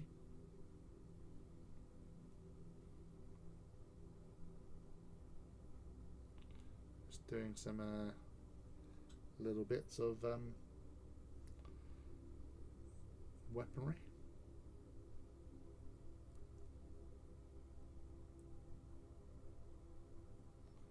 Some tarantulas.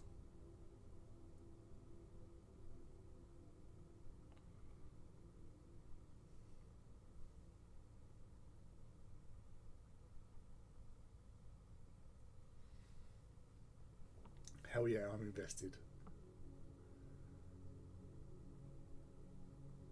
Edge. Yeah.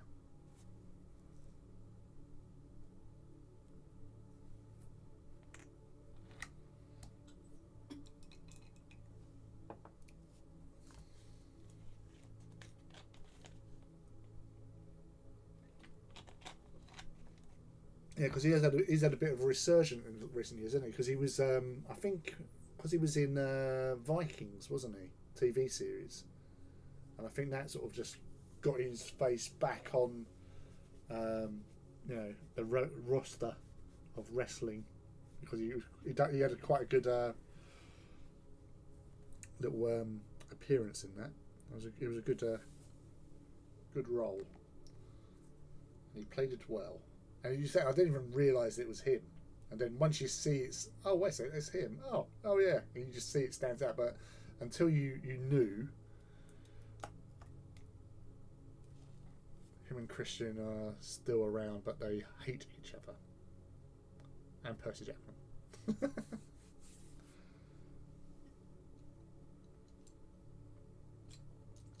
And you've got to have the rivalries. It's what it's all about, isn't it?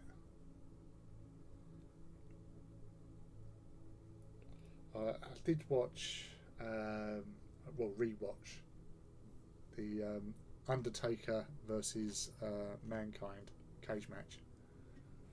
Because that is just fucking mental. I think I was actually even watched like a little documentary thing, or like a little thing on YouTube where they're actually talking about it. Put him off the top of a cage through a table, and then like all the fucking tacks and stuff or whatever, and the nails they fucking drove him into. Fuck me. That's the thing. It is, it is a brutal sort of things that they were doing to the bodies to basically just keep them in the lineups.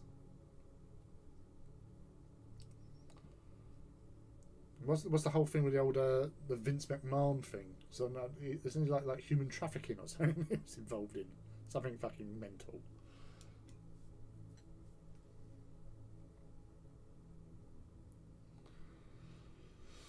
Humid, everyone is prepping for the eclipse. Oh, cool. Oh, when's that happening?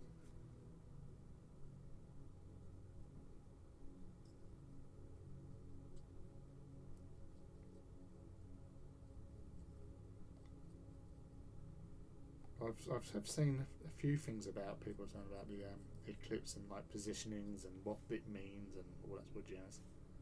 I don't actually know when it's actually occurring.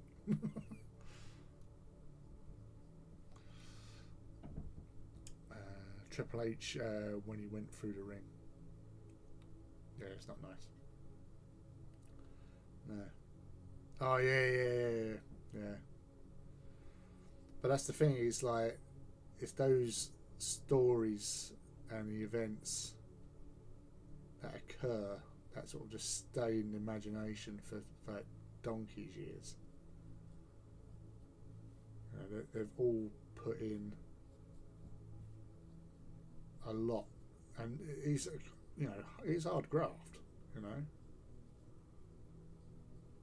everything that they're doing, just and they're not getting anywhere near as much money as you'd expect, but they're getting the fame and the fortune. Well, they're getting the fame. West Coast of UK might be partial eclipse, but where we won't get it. I blame Brexit.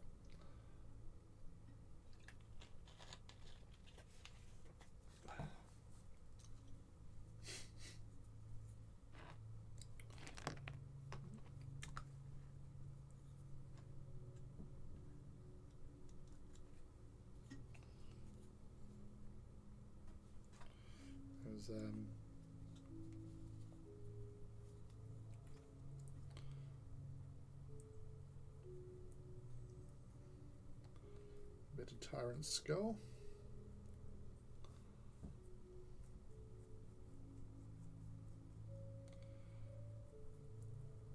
No, I can't. I think was it the actual last eclipse I can actually remember watching was that.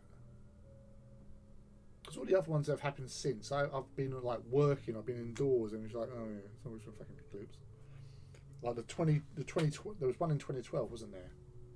Sure there was one in 2012. again, it was like one of those. Yeah, it was one of those things when it end of the world scenarios. Oh, it's going to be an eclipse. Oh well. Or 2016, when Trump was just looking at it. Oh yeah, I've got the best eyes. My eyes dim.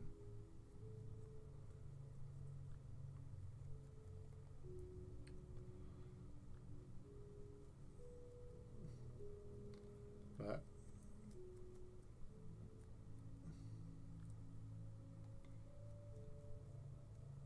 yeah, early 2000s. I remember being in a car park outside my flat with your little glasses. I actually had some welding glasses. I was wearing them. Yeah.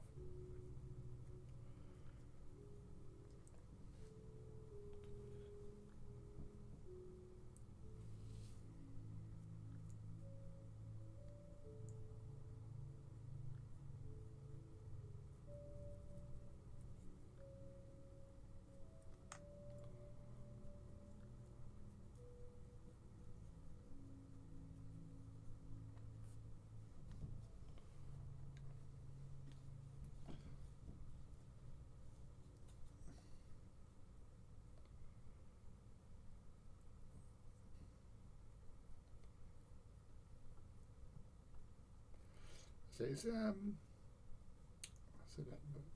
the new was it Fallout TV show starts soon as well. I think like next week.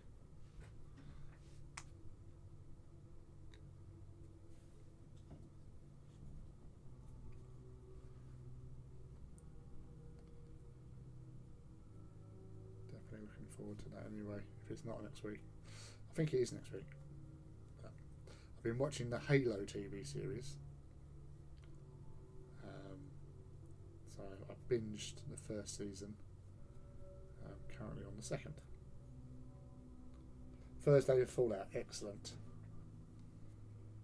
So that is definitely going to be something I'm going to be watching.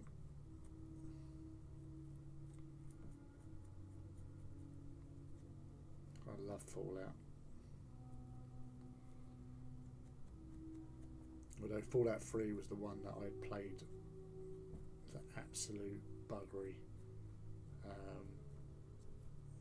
I literally done about 100 plus hours without doing the majority of the main quest. Literally, I'd only done like I came out of the vault and I went left. If I turned right, I would have come to Megaton. I went left and then just went on an adventure around the map. I went to Bethesda and set up a camp within a building there. So literally I was going out hunting, killing bad guys and bugs and stuff, and then going back with my bounty and sticking it into it was like random boxes around this Bethesda building, and every now and again it would reset because I didn't realise what the fuck I was doing. If I had turned right and gone to Megaton, I could have had a nice little abode to start with, but no, I was literally just going in, going out, heading to Bethesda, super duper mart from there, and went and toured the map, and then eventually I sort of came back and found Megaton. I did a lot of I was looking online at so I'd seen something about the like special weapons that they had in there, so like Abe Lincoln's Winchester and where to find it, and that's what I did. I went out on treasure hunts basically and picked up all these weapons.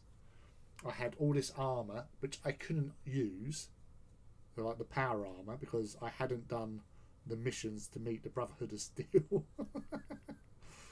And I said literally 100 hours into the game, and I thought, yeah, okay, let's look into this a bit more, and refound Megaton, because I've done similar with Oblivion. I just came out, just went wandering. I was doing dungeon hacks, as I was calling them. So I'd find a cave system, go in there, find vampires, fight them, defeat them. Next minute, I didn't realise I had been bitten. I'm fucking got vampirism. So I'm stronger at night than I am during the day. But eventually I get cured of that. But yeah, just went around just doing my own thing and then start the missions. Even with like Mass Effect as well. I was playing Mass Effect 3, but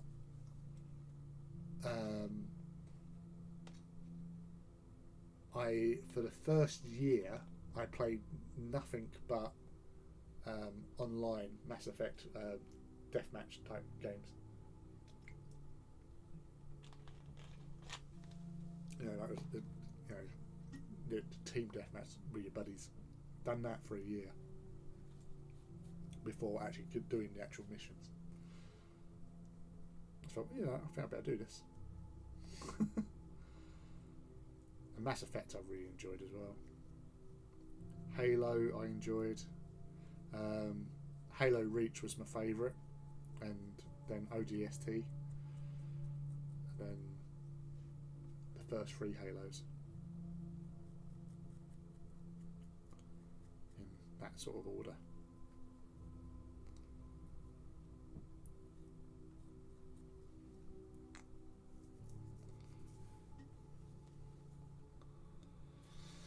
Hey birdie, see you sneaking there.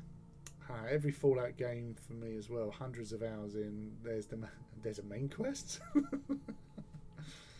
I've still not done the main quest on Skyrim. I never visit the Greybeards. Just run off and do everything else. My favourite thing about Skyrim was my old flatmate Christy. He, and I've mentioned this before, but you might not have heard it. He went into Riften, and you all know who is in Riften, the Thieves Guild. Well, Christy went in there and stole everything from Riften. Now, when I say stole everything, he took everything that wasn't nailed down. Apples, bread, cutlery, whatever he found, he went around the entire town of Riften and picked stuff up, stuck it into because obviously you just stick them into fucking like a barrel. He had it all in a barrel, and then he emptied the barrel, so he was incredibly overloaded, overburdened. Sorry. And then walked from Riften to Malkith on the other side where his home was. Because he couldn't fast travel. He couldn't ride a horse. Or he didn't have a horse, I don't know. But he walked from one corner of the map to the other side with the entire contents of Riften in his back pocket.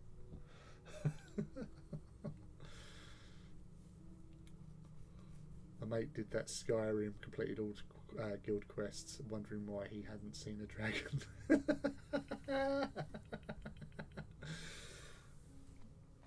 Oh dear. Yeah, it's all fun, and then the dragons turn up.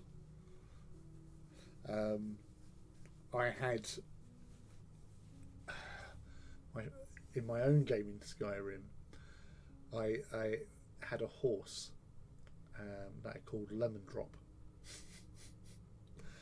and I don't know what it was. I was up adventuring as you do, and we was up a mountain on horseback, and we found like a mine, and there was outlaws there, and they started kicking off, and sort of panicking, riding about, and then realised I was right near the edge, so I jumped off the horse, but the horse went over the edge, It was like, no, lemon drop, no.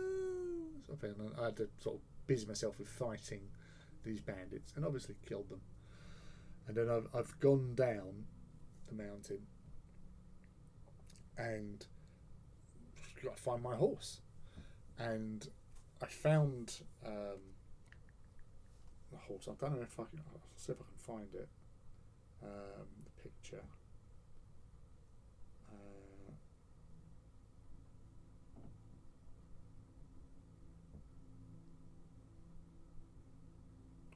So this is all back in 24th of November 2011. I lost my horse whilst playing Skyrim. I later found Lemon Drop. Well, some of him at least. This is what I found when I found Lemon Drop. So he's fallen off the top of the mountain, and that's where he ended up, in that particular way. So he's just arse is sticking out the ground. Oh, poor Lemon Drop. He dropped a long way and got squitted. I love stealing everything. That's the mouse. Right, I'm just going to quickly nip indoors to grab myself a drink, a alcoholic drink, because I've got normal drink, but I need more alcohol. So I'm just going to have this to freshen up the palate. So I'll be about 30 seconds. To answer your question, Kenneth, yes, because I just renamed them Lemon Drop, but I didn't give them numbers. I just it's like Witcher, which, you know, where he always calls his horse Roach. I always call him Lemon Drop. Right. So I'm just going to put my little hoodie on because it's a bit cold and windy outside. If you can find my sleeve. Can't get my bloody sleeve. Right, as I said, I'll be about 30 seconds. So, Mouse, you're in charge. You have the con. And just chat back to yourselves. I'll be right back as soon as I can. Here's some tanks to look at as they're going to go pew pew pew pew pew pew pew. Rat-a-tat-tat. Yeah, death destruction. Right, be back in a mo.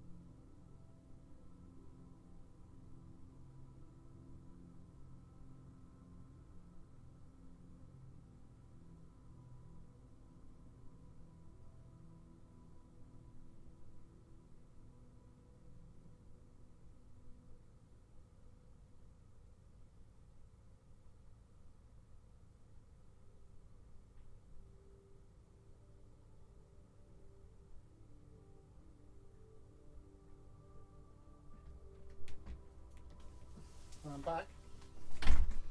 Whew. Oh, god damn it. It's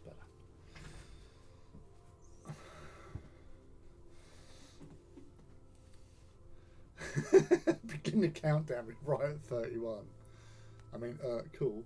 Twiddles thumbs. Well done. It's nice to see that everything is back. Yeah, I don't hang around. Literally straight in. I know where everything is. So just cracked it open. That's the perfect amount to fill up with Jack Daniels. Everything is good. Right. So Imperial Fist, go back. Go back to your positions. There, over here. La. Right. Focus a little bit more on these guys. So let's get the other ones out for inspiration.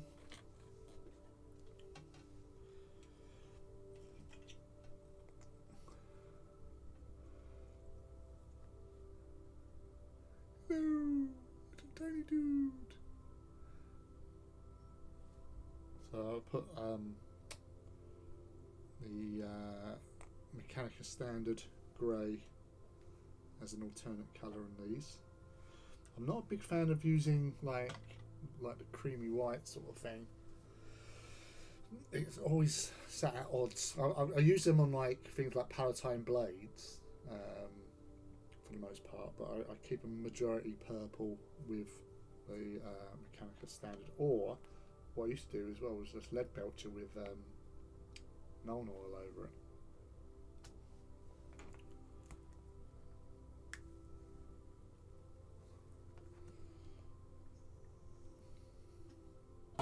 Just over there. Ooh. Wash the brushes.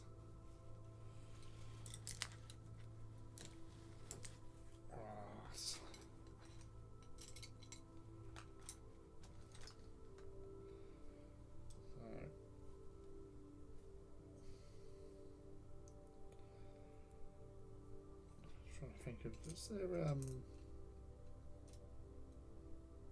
we got coming up? There's no major event. Oh, it's only Salute, isn't it? Salute. There's no Warhammer Fest this year, is there? So and Golden Demon is in Germany, in Essen, in September. So not much occurring on that side of things, really, is there? Seems odd not having stuff going on.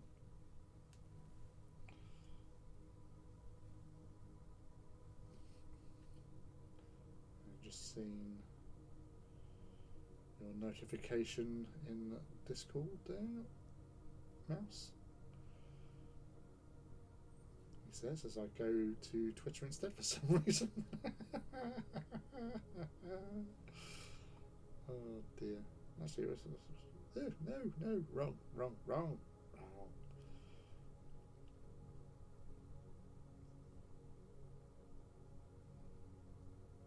Chrissy, well done on on joining in on the Office Painter bashing. He makes me tall.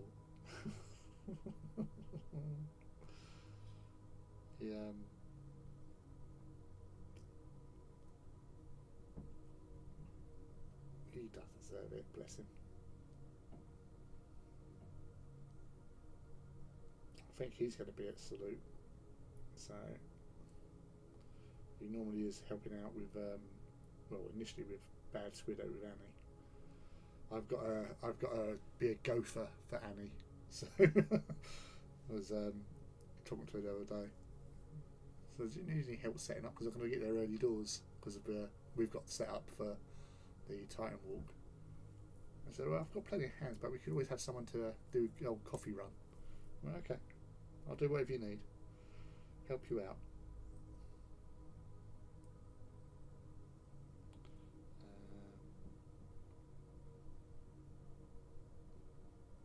That's what I was looking for.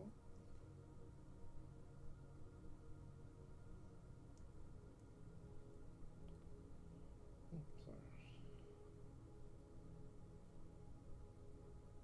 American and Soviet tanks.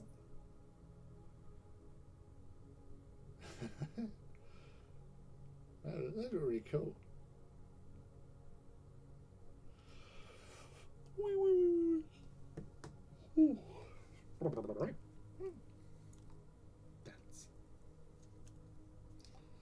That's what he gets.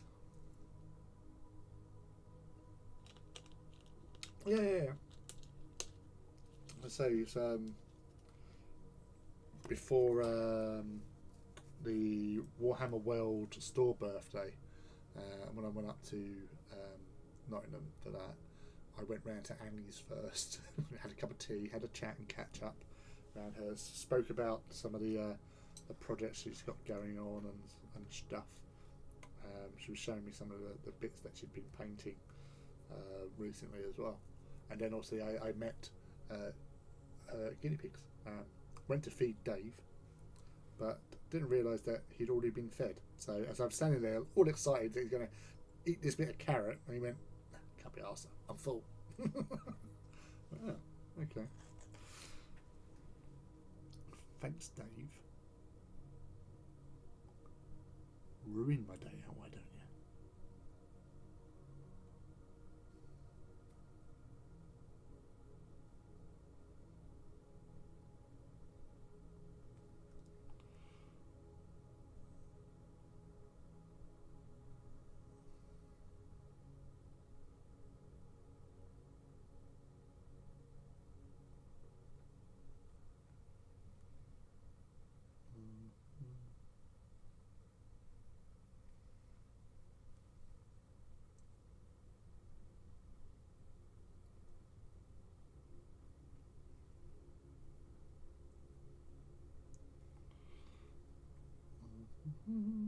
Little kneecaps. I love their kneecaps. Salute is one of my favourite social catch-ups. Yes.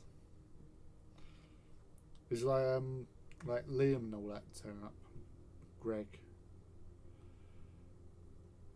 Paul be down there? Was he there last year? I can't remember if Paul was there last night, was he? Oh, Mr. Dane? Or is he not that sort of in with the groups as much now?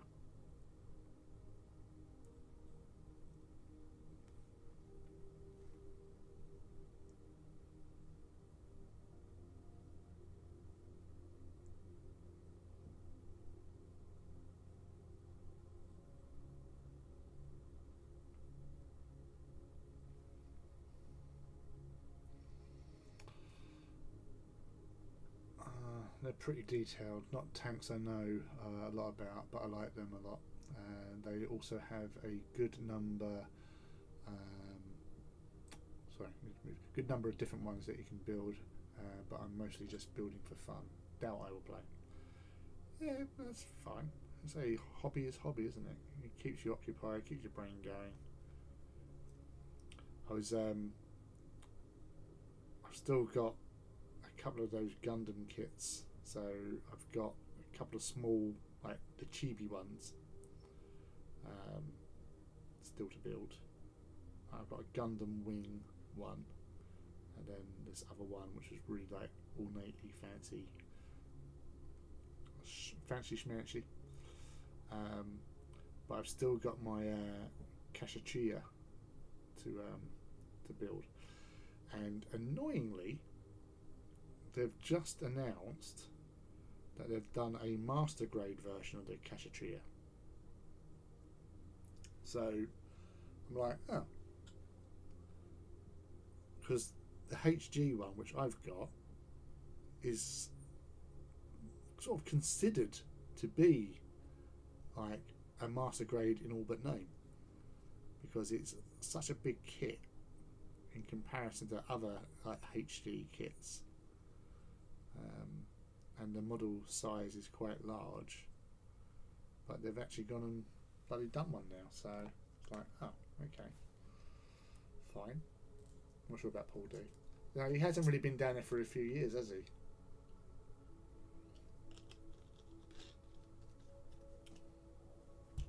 I remember last year when we was walking around and Greg was trying to pump me for information about Legions.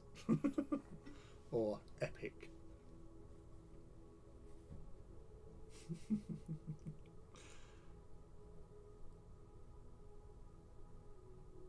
Nope, not saying a word.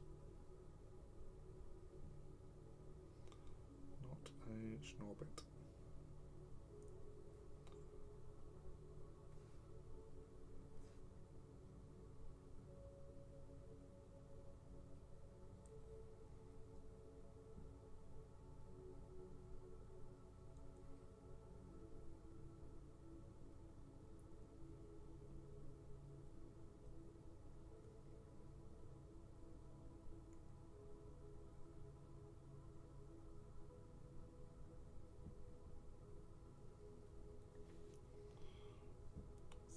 A little bit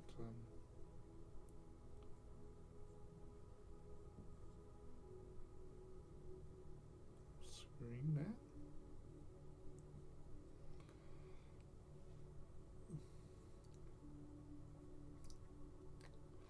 interesting. I wonder how different it'll be from the HG. Much HD. Yeah, high grade. Yeah, so with Gundam and Gunpla kits, you have like the entry level ones, which are really like straightforward, easy to build. Literally, you can build within about 20 minutes, and you don't even need clippers. They're just really easily to just come off the sprue and put together. Then you've got HG, which is high grade, so a bit more detail, a bit more stuff about them. Then you've got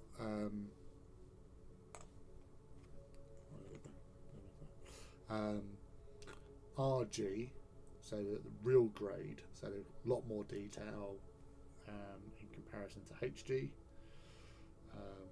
So they look more like they are on screen. That's I think the thing about them.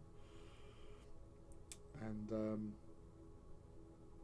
then you've got the master grade, where they really start to sort of go up more in detail and size as well. So I think they're 144 in real grade and high grade. Then they go 1/100 with master grade, and then above master grades you've got perfect grade, and they can be expensive in comparison to HG, for example. So that's the second tier. You're looking somewhere between sort of like 12 to 25, 30 pounds sort of thing for a HG grade Gundam kit, dependent upon what it is, obviously, how many parts and all that sort of jazz.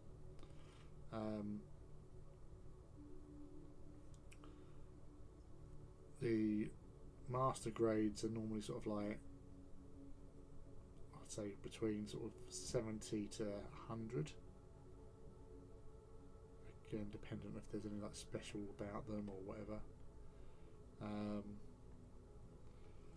Then perfect grade goes up to like 300-400, depending on how big and what's involved, all that jazz.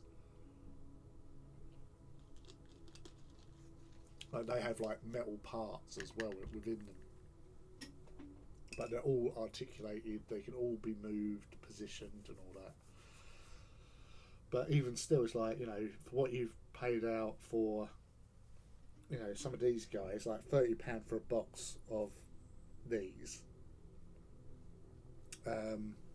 You've got yourself like a good HG grade Gunpla kit, and they look cool. And it's all about aesthetic. Admittedly, there's no game for them, although they have like the Bandai representatives over here have been like playtesting as such some sort of like wargaming rule system that they're trying out with the models. So that would be quite interesting if that comes about. My friend Jade has been playing that down at Dartsphere. The Banshee Norn I want is about 175, not including the LED kit, but it's really hard to get. Yeah, now the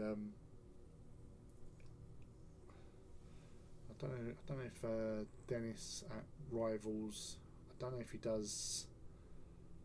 I think he only does UK with his stuff at the moment. Have a look.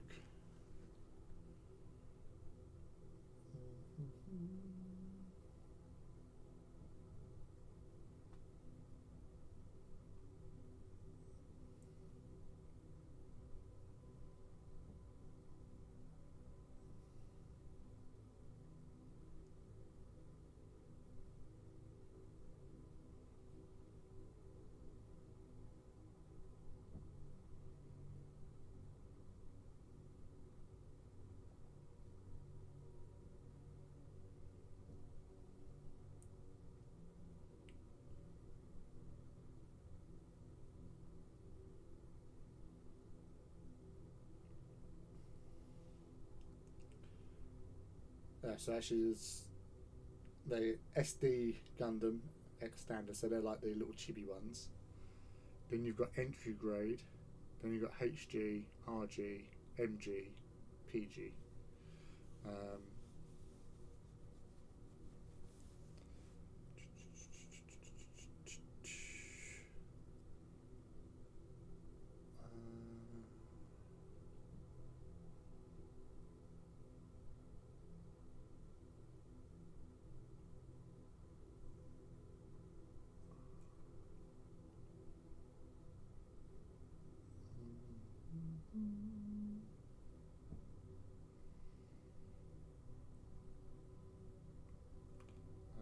Don't see anything about shipping abroad. Just scanning through on their things.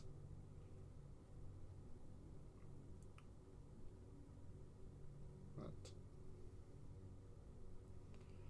yeah, as I say, he's only a small, you know, him. Dennis mostly, but his wife Kaylee like helps out at events and stuff, which is really nice. They're a lovely couple. They really are. And they're actually at the there's a Pokemon Championship going on down in London this weekend, and he's been down there. I saw his stuff on Instagram of them both going around, little pictures and all that. Really cute, bless him. He's actually trying to organise a Gundam get together, sort of thing, like a build day.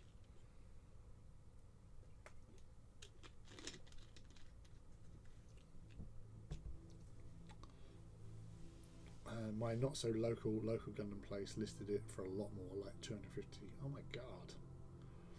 No worries, Lee. I've got tons of projects anyway before I can get on for that for sure. Yeah, he took part. It didn't do at all well in the game, but yeah, he was just happy like seeing all the little displays of stuff that they had there, like old Game Boys in cases and all that sort of stuff, and the different editions of Pokemon. Gotta catch 'em all.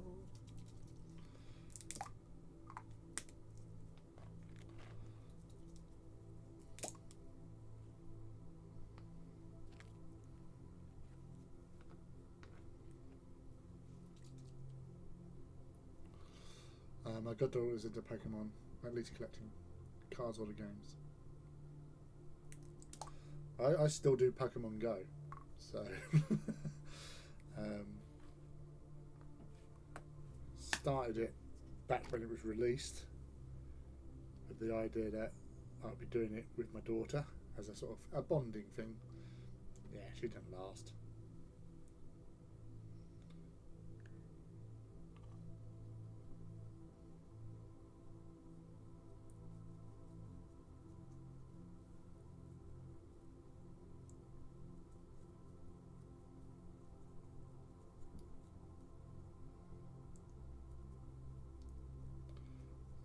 The 50-50 Agrax water shenanigans that I normally get up to at this point.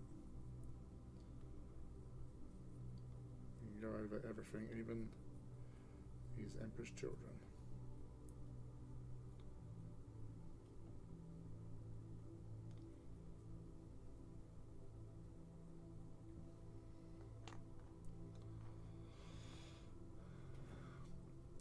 I saved Pokemon cards for her, got her a couple packs recently for her birthday. That's the way of it. Pick up a game, play with your kids, next thing you know, they're sucked into and have moved on. Exactly how I got into Magic the Gathering.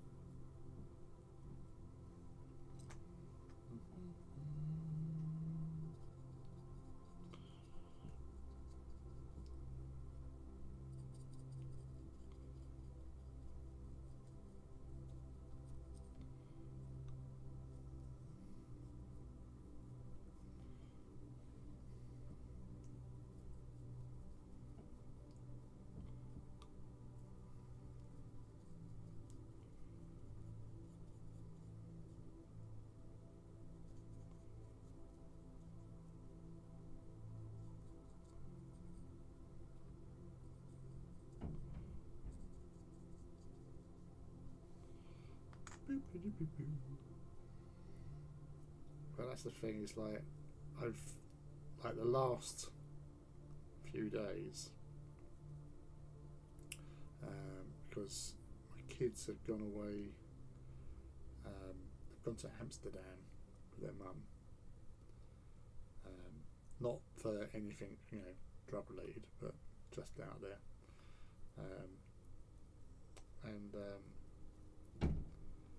so on Thursday, on my day off, I had a day to myself, which is not common. So I've done some bits around the place. Yeah, done a tip run, filled up the car with crap from the building work and other bits and pieces that we had left over. Took that down there, and as I've gone down there, because you have to wait, you book an appointment to go to the tip, and obviously you've got to wait. And I was doing some Pokemon hunting there, and then I thought, oh, there's loads of stuff around here. There's a sports centre nearby, so I drove over to that and got some more Pokemon. I honestly, Thursday, I was driving to places, stopping, sorting out any Pokemon there, or you know, competitions as well, like showcases, doing all that. I must have caught at least 100 Pokemon that day, doing routes and all sorts of stuff. Oh my god, it was just so intense.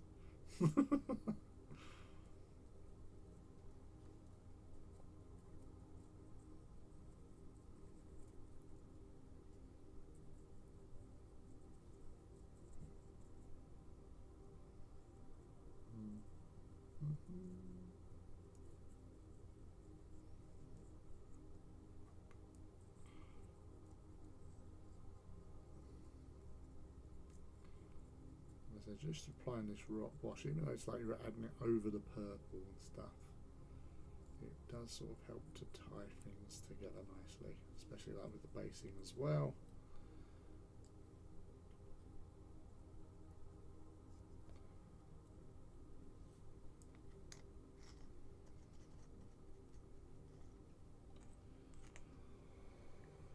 Ooh.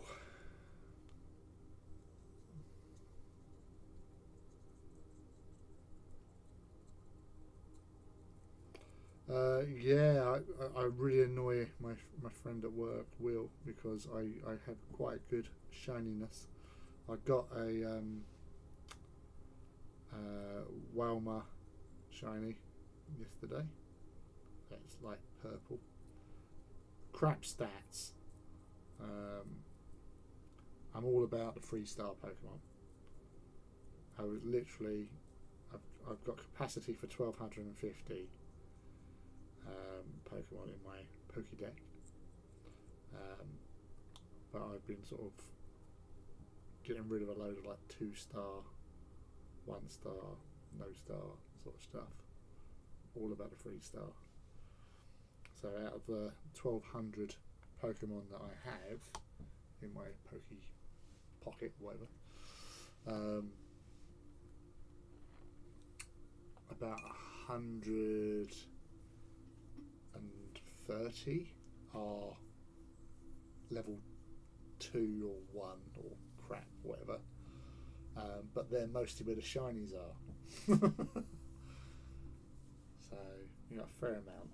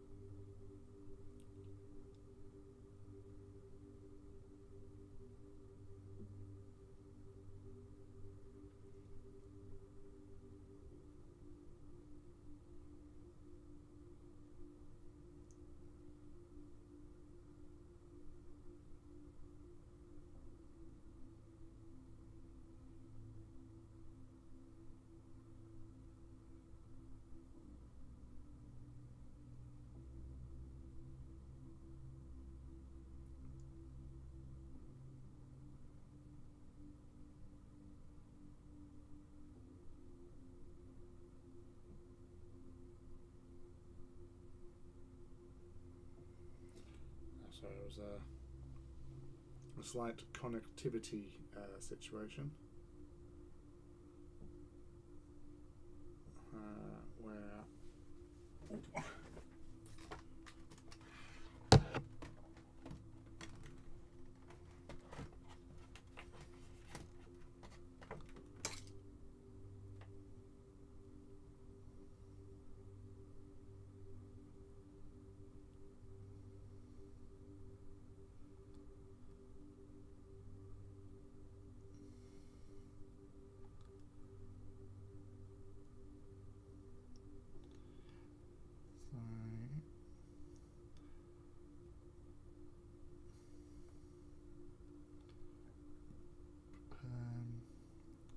so I'm just having to sort out my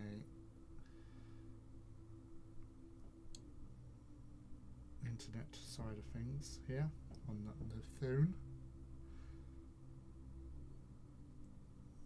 This is all exciting stuff here. We've had technical difficulties no end.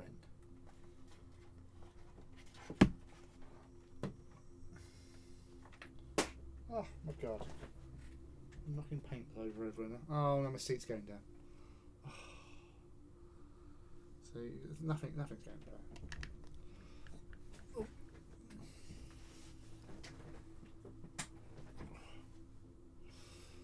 Never find shinies for stuff you want. No. I did what did I pick up? I picked up a Gyarados from Tesco's car park, and it's a 3-star, like 2,800 CP Gyarados. I thought, don't see them every day. All these shoes, Huggles. Thank you, mouse. I'm still got that one to do.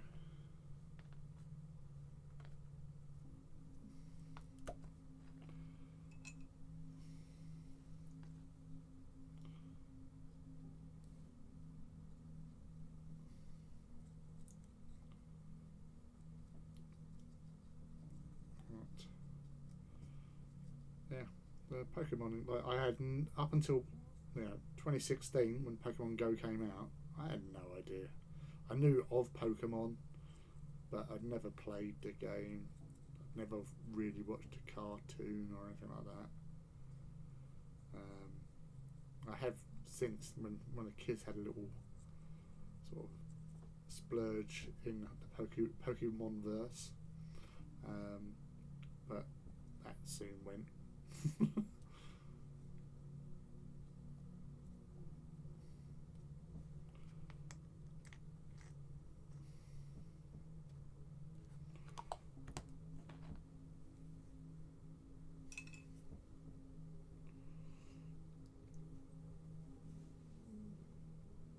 And the stowage for these tanks is tiny. Small tiny tanks. See, these guys I've got to try and figure out what to do with.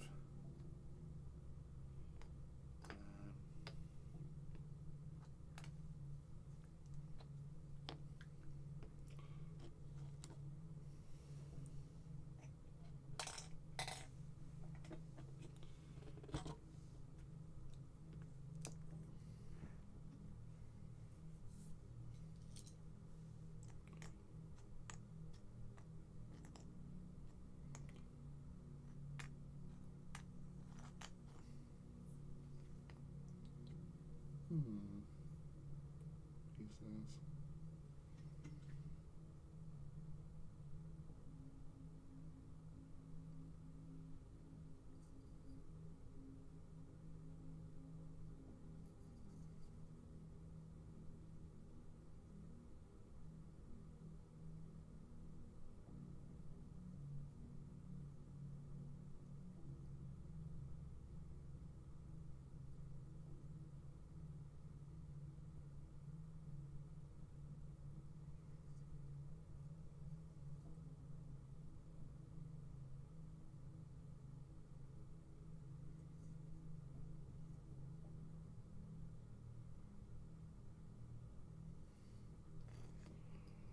One little bugtail, heavy bugtail.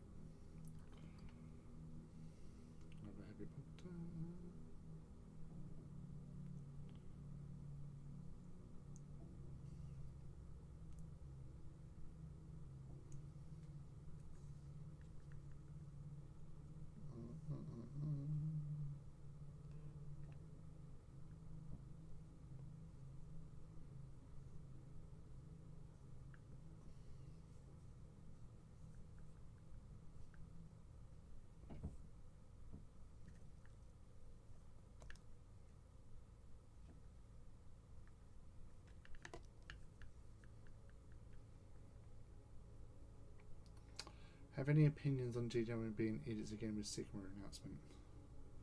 Well, I've never really done Sigma, so I've just not really, you know, gotten into it. But obviously, from what I understand is obviously where they're dropping models that have only been out for a few years.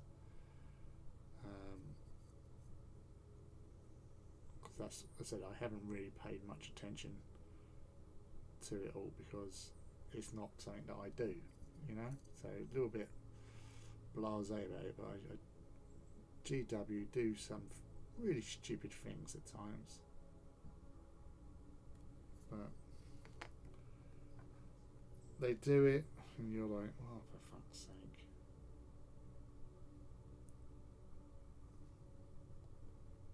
Why they do it?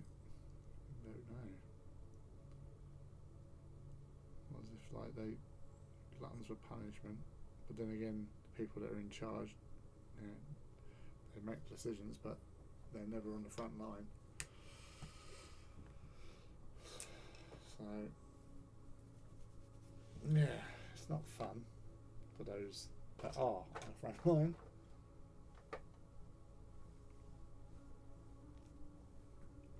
People coming into the store and having a moan at them and all that. But you know, you can do things a lot better. But they always seem to shoot themselves in the foot. I don't think stuff where, like, the whole thing with leaks in particular, that doesn't help with all these delays that we had, because they go crazy. It's like leak comes out and GW have to basically like get on top of it, and so they go, oh well, you know, here's the things that you're doing, you know, for that thing. So it disrupts the flow and the order that things should be released in. So stuff that people are waiting for gets pushed back because they've got to address the latest release leak and get those sort of things done. So it disturbs the flow.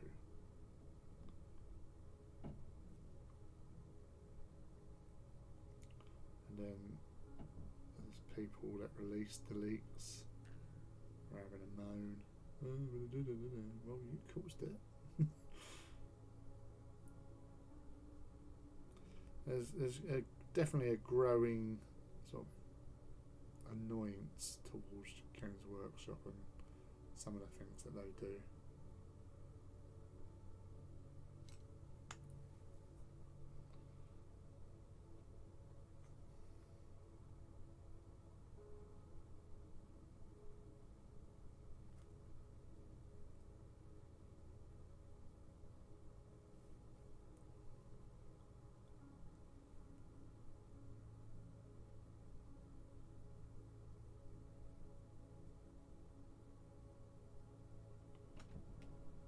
Oh, the wind's picking up a bit.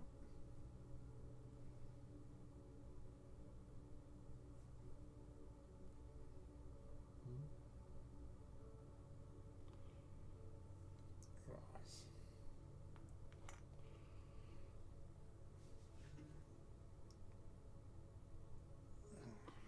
Oh, bloody hell. That's what the time was. I'm probably, once I've finished doing these rims, I'm probably going to call it, because I need to get some sleep at some point. So, like I said, there's not much I can do after I've done the rims until they're all properly dried anyway. So, probably a good little jump off point anyway.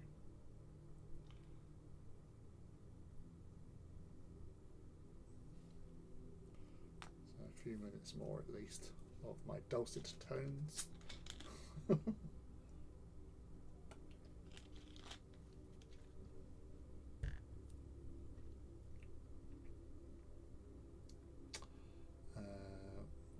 Well, you can use the models, but yeah, it doesn't help a lot, and BOC are basically only a TOW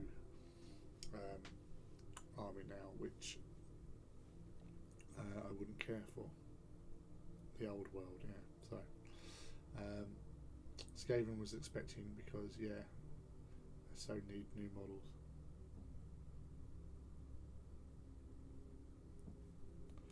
Oh, Wrecky Boys.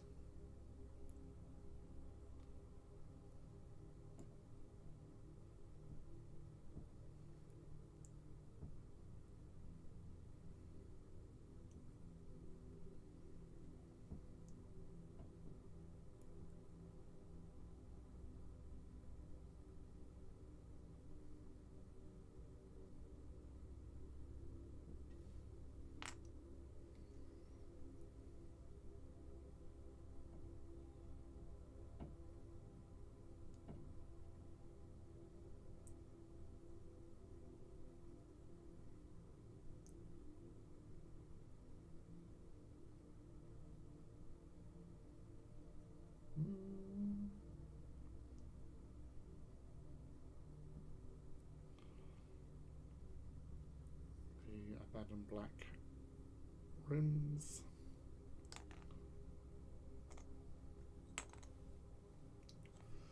But yeah, who knows what the hell's going on.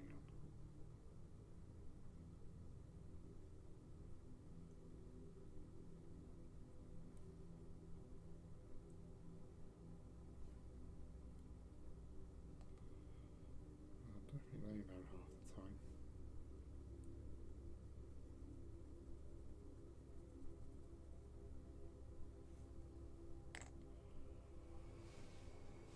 He says.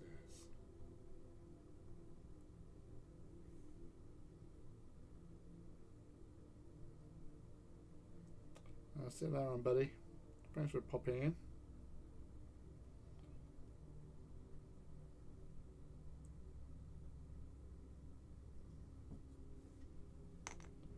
So just bear in mind, obviously, Wednesday I am out with my boy to see a Pink Floyd tribute act, and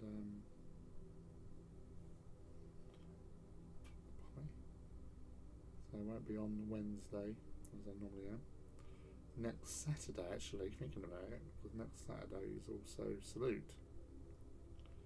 So it depends on what time I get out of Salute. I'll still probably be on, but not until a little bit later. Because obviously I've got to help out with packing stuff up.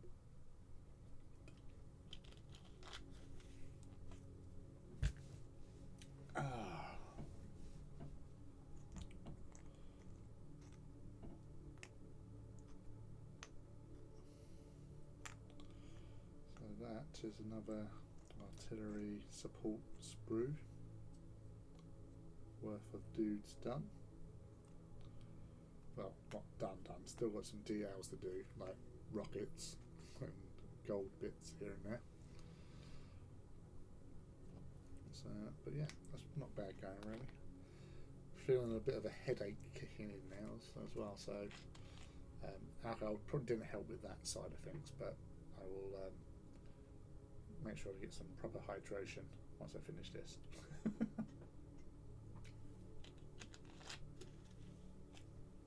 Wow. So, yes. But yeah, thank you all for coming out to play tonight. It's been a nice little chats. Yeah, we've covered a lot of topics, like gaming, wrestling, dickishness of GW. But yeah, so keeping an ear out. I will try to get on during the week to make up for Wednesday at least at some point, and chill out on hobby. I've got so much to do. I've got, like, just out of shot here, I've got the Scandinavian support squadrons and the Indian Raj frontline squadron that I built on Thursday. They've got to be done at some point for Dystopian Wars. But yeah, it's all fun. Later, sweetheart. See you at Salute. Yeah, see you there, buddy. You know where to find us. The Titans Owners Club, right slap bang in the central line, opposite where the painting competition is. So you've got painting competition dead centre. You've got the stage for the chats, and on the other side is where you'll find the Titan Walk. So that's where I will be. So yes, if you're at Salute and you see me, say hello. If you're not, you can't. But yeah, anyway, as I said, thank you all for hanging out today. I really needed a good hobby session with you guys. As I said, it has helped lift my spirits just a bit more, feeling normal. So thank you for that. That's much appreciated. But as I said, it is coming up to 5 to 11 in good old British summertime now, because the clocks went forward last week, and we're calling it. So I will hopefully see you during the week, and until then, let's be safe, let's keep cool, and let's do some awesome hobby, and I'll see you again soon. Alright, take care. Bye.